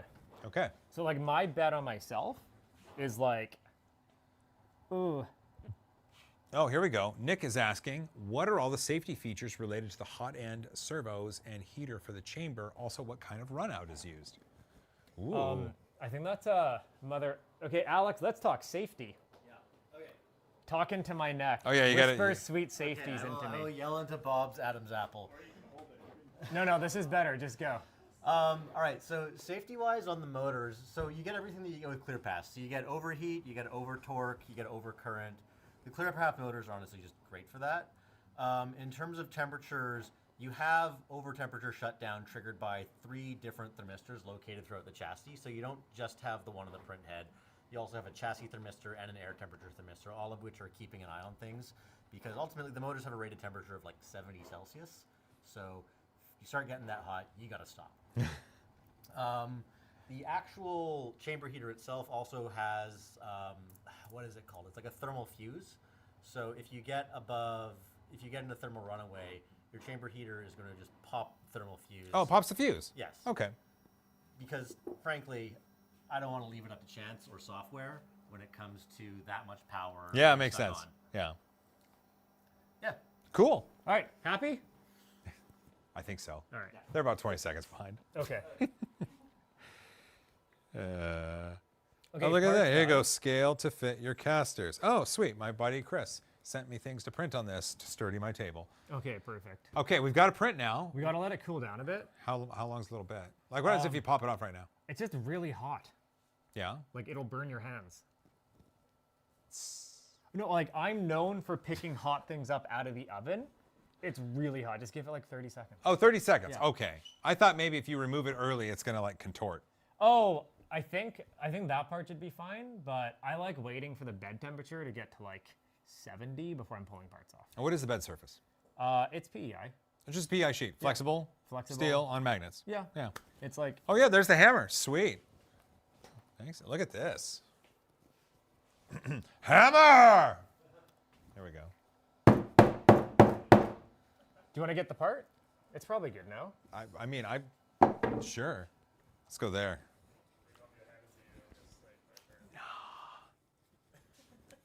Crap.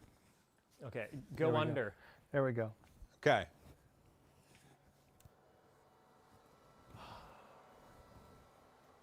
Can I just pull it off? Oh, this one ugly bit. That's from when this silly filament jam. Oh, it's so warm. Okay.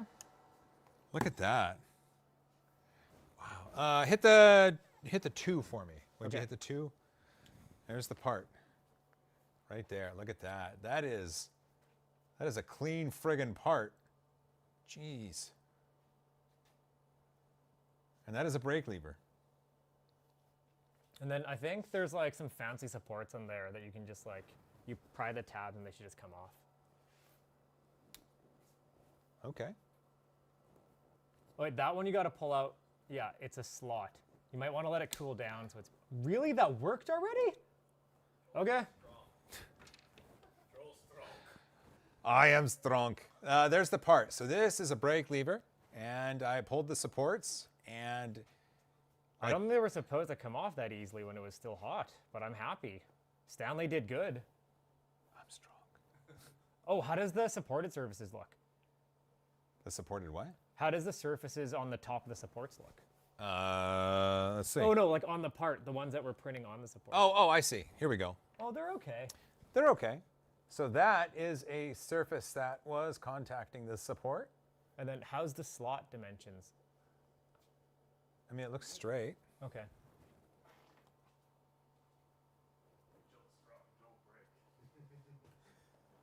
Someone said for a bicycle. No, for a mini bike. It's mini. It'll do highway speeds, Safely? kind of. That's a good looking part. Hit the 1 for me over there. All right, so, you hit my camera. Did I move it? I'm gonna wag you a little bit. Oh, shoot. This has the same feel as the Onyx with continuous carbon fiber in Yeah, it. but there's no continuous fiber. Right. And this is your material, so this is magic as well. Kind of. Secret sauce? It's secret sauce that, like, I'm not supposed to talk about it. It's just really good nylon with a couple of additives. Okay. Yeah. Oh, It's not that special. Okay. Yeah. You're really selling it. I don't like overselling things. I feel like the biggest problem in 3D printing is when people promising magic.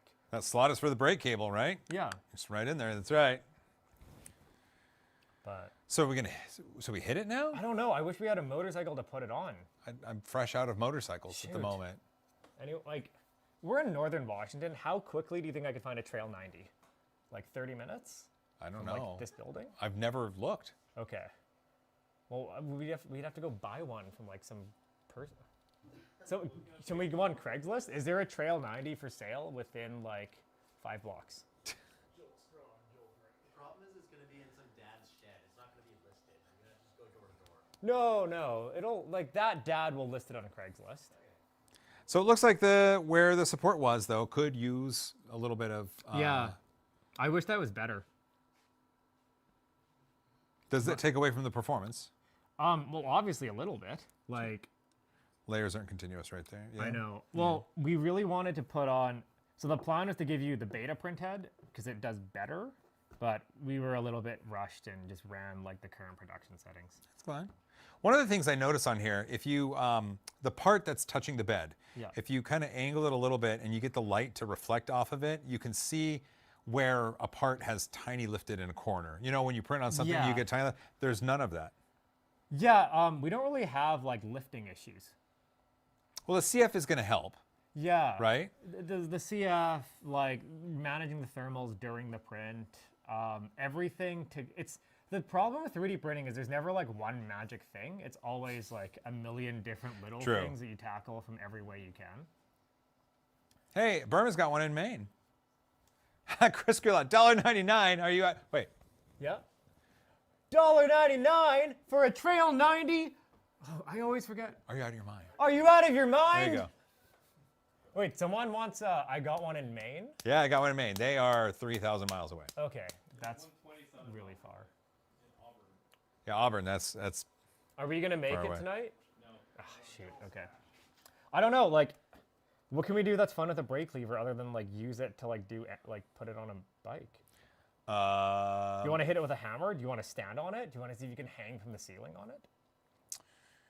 Well, I mean, yes. I'm just trying to figure out how we'd be able to do that. Well, I don't know, because it's going to be, you want strength in this direction, right? Yeah. Yeah. Well, you want strength in all the directions because it's a. If I break it, it's going to snap and it's going to make me bleed, so I probably shouldn't do that. It is very sharp. But, like, you could be able to, I mean, I think you could nail it into your table. yeah, probably. Like, oh, that'd be fun. Well, it'd ruin your table. It but would, yeah. You could nail it through the table. I think Cut off the end of it, make it sharp, and just, I think it would just work like that. you're asking a lot. I know.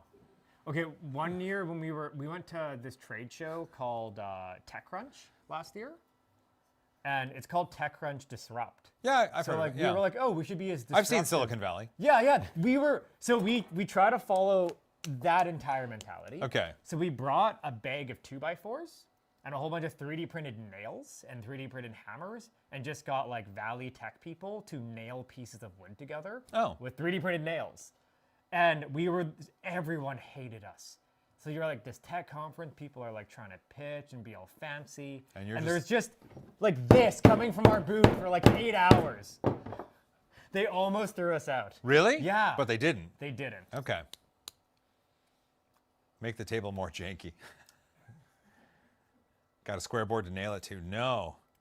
Hey, Volt the Robot, what's going on? Okay, so, well, we could... So it's got a hole here. We could put a screw through it and then attempt to, like, try to hold it to hang off of it. Sure. Like, if it breaks, it breaks. Well, I'm not worried about that. We're breaking myself. you know? Well, I can do dangerous things. I'm really good at falling. I wonder, because we could screw it up to the wood there and just kind of hang on to it and see if it... Yeah, let's do that. Okay. Yeah, we could...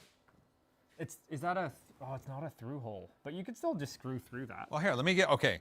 I'm going to get my driver. That'll do you. Just go right into that. Well, I was going to use... Oh, you want me to use that screw? If you got other ones, these are just the ones we have. Oh, sure. I could just do it through that. And then I was going to does get it my say? step ladder. Stand between two 2x4s and full Joel. Print a nail. Nylon. Wait, do we want to print nails now to like ruin Joel's studio with? Give me a minute to find a laptop. Okay, go find a laptop. We're printing nails to hammer into things now. Okay. Let's see if we... I'm trying to think. I want it probably over here, right?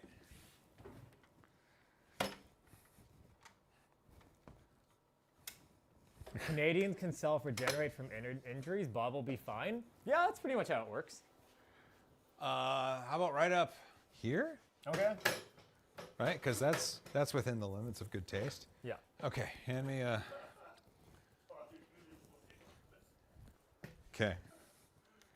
Okay, and you want me to make the through hole, or? Yeah, just like, you can just screw through the part. It'll probably be fine. Well, why don't I just do it through there, through Yeah. the hole that was. Yeah. Okay. Okay, I'm supposed to hang on that now? Well, I try to. Okay, I can hang on that. I think I have some. Okay.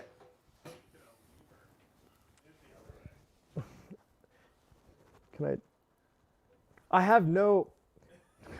Like, there's not much to hold on to. I know.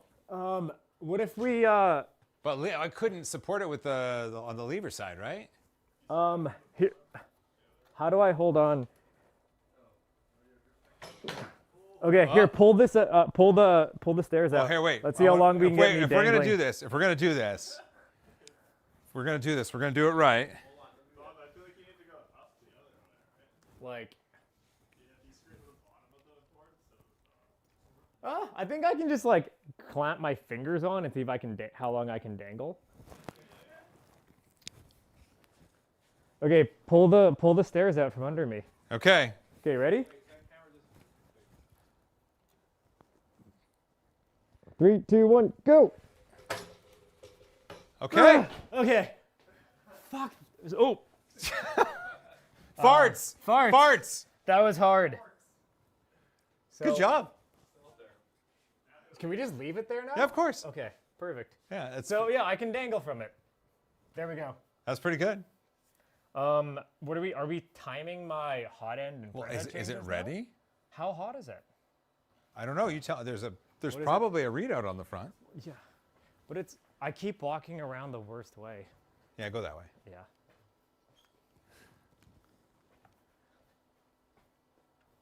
Oh yeah, it's like 50 degrees. That's fine. Oh, it's plenty time. Okay. Let's remove this. Oh, it's gonna be great. What are you talking about? Oh, sorry. Am I in your way, Logan? I know. Okay. I don't think so. I'm going to unload the filament. Yeah, go ahead and do that. Yeah. Yeah, prepare yourself. Let's give myself a good shot. Okay. Oh, and we'll do it with only tools that we provide.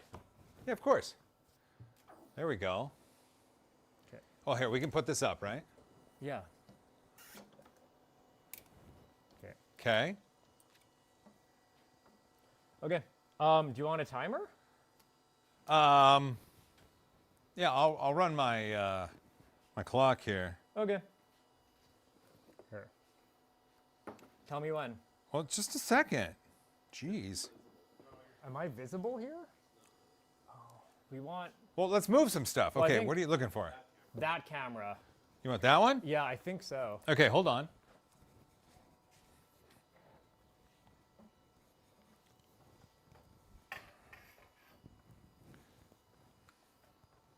I told you we were going to get weird.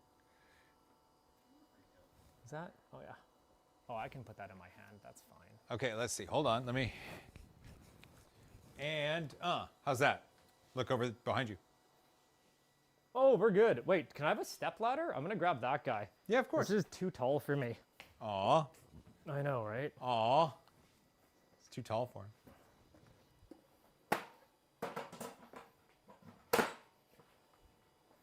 Okay. Okay, that's better. Now, I don't want to be in the way of anything, so let me move this over here. There we go. How's that? Oh, that's perfect. Okay, and I'll be over here with my, will I be visible? I just want to make sure. Yeah, okay. Yeah, I'll have a timer running right here that people can see.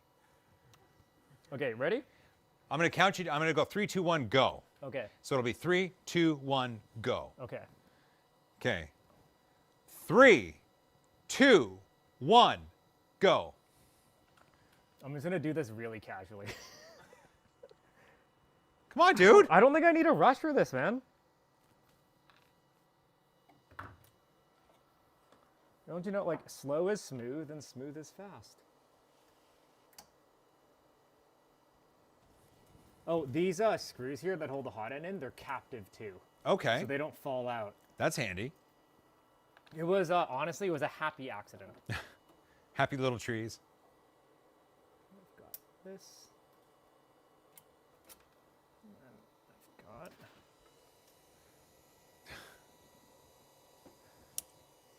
I had to put the timer in your armpit. There we go. 45 seconds, Bob.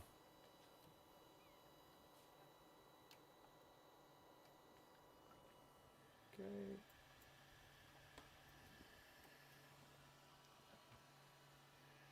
Now, because you're playing around with it, do you need to like turn things off? Eh. That's fine. Okay. You want to power it off if you're going to touch anything like... Wait, Alex? Yeah, it's fine. Yeah. So printhead comes on and off fine. You'll have to hit the firmware restart. Yeah. Oh, that's easy. In the back panel, definitely power it down. Okay. Oh, this is something that we have in the new printhead. Like, you don't have to remove the part cooling fan to take the printhead off. That's good. You also are at a minute and a half. Oh, that's fine.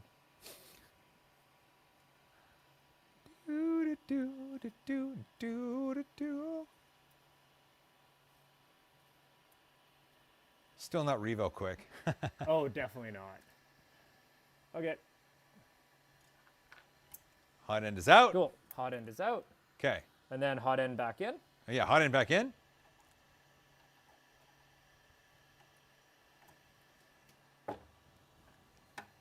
Got a prediction of 243. You are at 204 right now.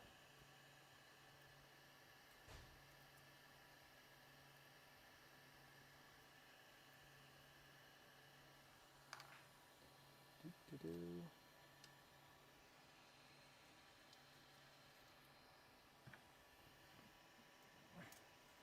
224. I should probably be rushing. No, I'm taking my time. This is how I normally work.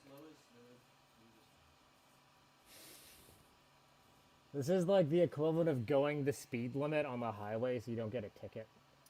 243 has passed, so the person that guessed that is not correct. Okay.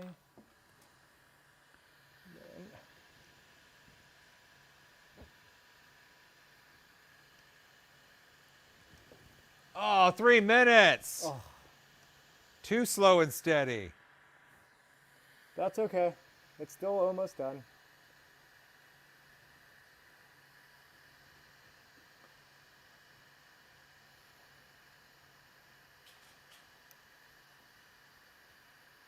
Okay, there we go. Done. Okay. What was that? 322.45 is what I've got. Okay, that's not awful.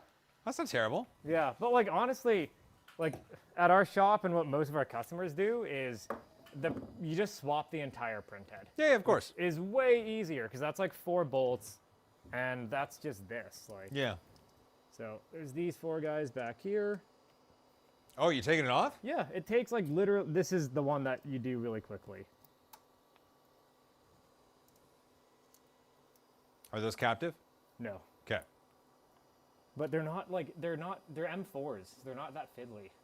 We Okay. always try to make like M2, M2.5, and M3s captive if we can because they're easy to lose. Yeah. Where like you don't really lose an M4 bolt that easily. Nah, that's true.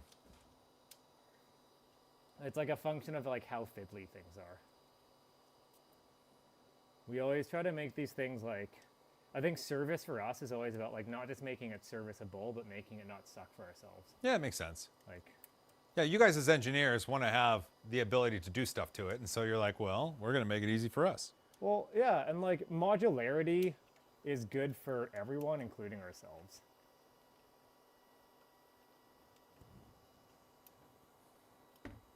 So this last bolt, Last a bolt. little bit harder to get to. 3D experiments. Oh, I could lose an anvil. Trust me.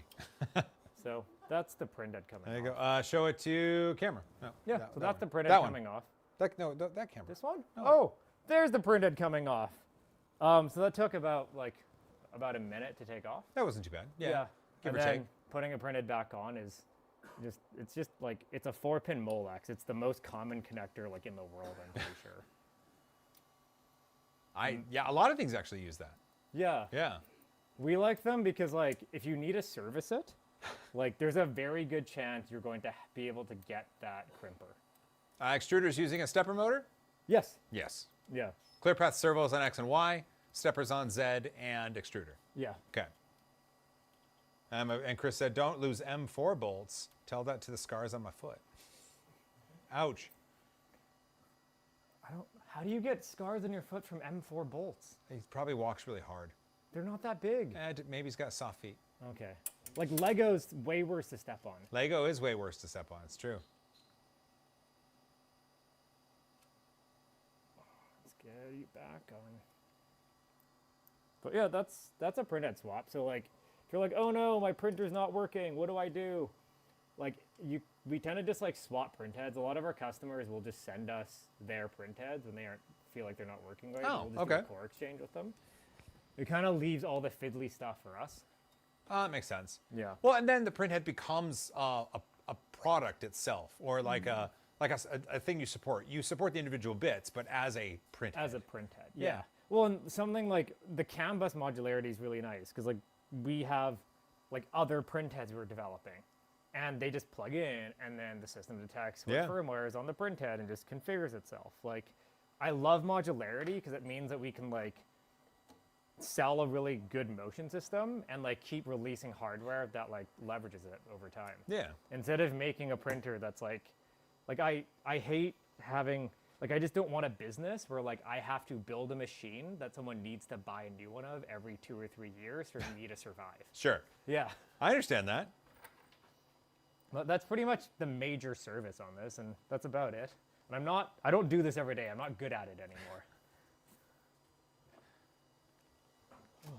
But that's cool though. But as an industrial product, right? You have to, you don't always have specialized engineers available to work on it. You have to figure that a print farm operator may have to work on a printer, and they might not have the discrete skills for the parts within the print head, but they would have the skills to take off the print head, package it well, and send it off. Yeah, totally. And like, I think for like our users, it's exactly that. Like, if you know how to work with 3D printers, like, of course you can like change the hot end yourself. You can change the nozzle. But if you're like, I've only touched like milling machines my whole life, the print head as an entire assembly is still something that you can service just by replacing the whole thing. Yeah. I like it. Someone said that they met you guys and me at LTX last year, and they're wearing their LTX shirt right now. Burrito Bot. Burrito that's Riot. awesome. Burrito Riot. What a fun. I read that as Burrito Bot from back here, and I was like, Burrito Bot. Okay. M4s a robot are worse than Lego? I don't believe you. Joel, you're gonna have to step on M4s and Lego. Maybe you. No. We'll get Your stunt Bob. 3 a.m. stunt Bob can step on an M4 bolt. Don't forget to sharpen it first. Oh, of course.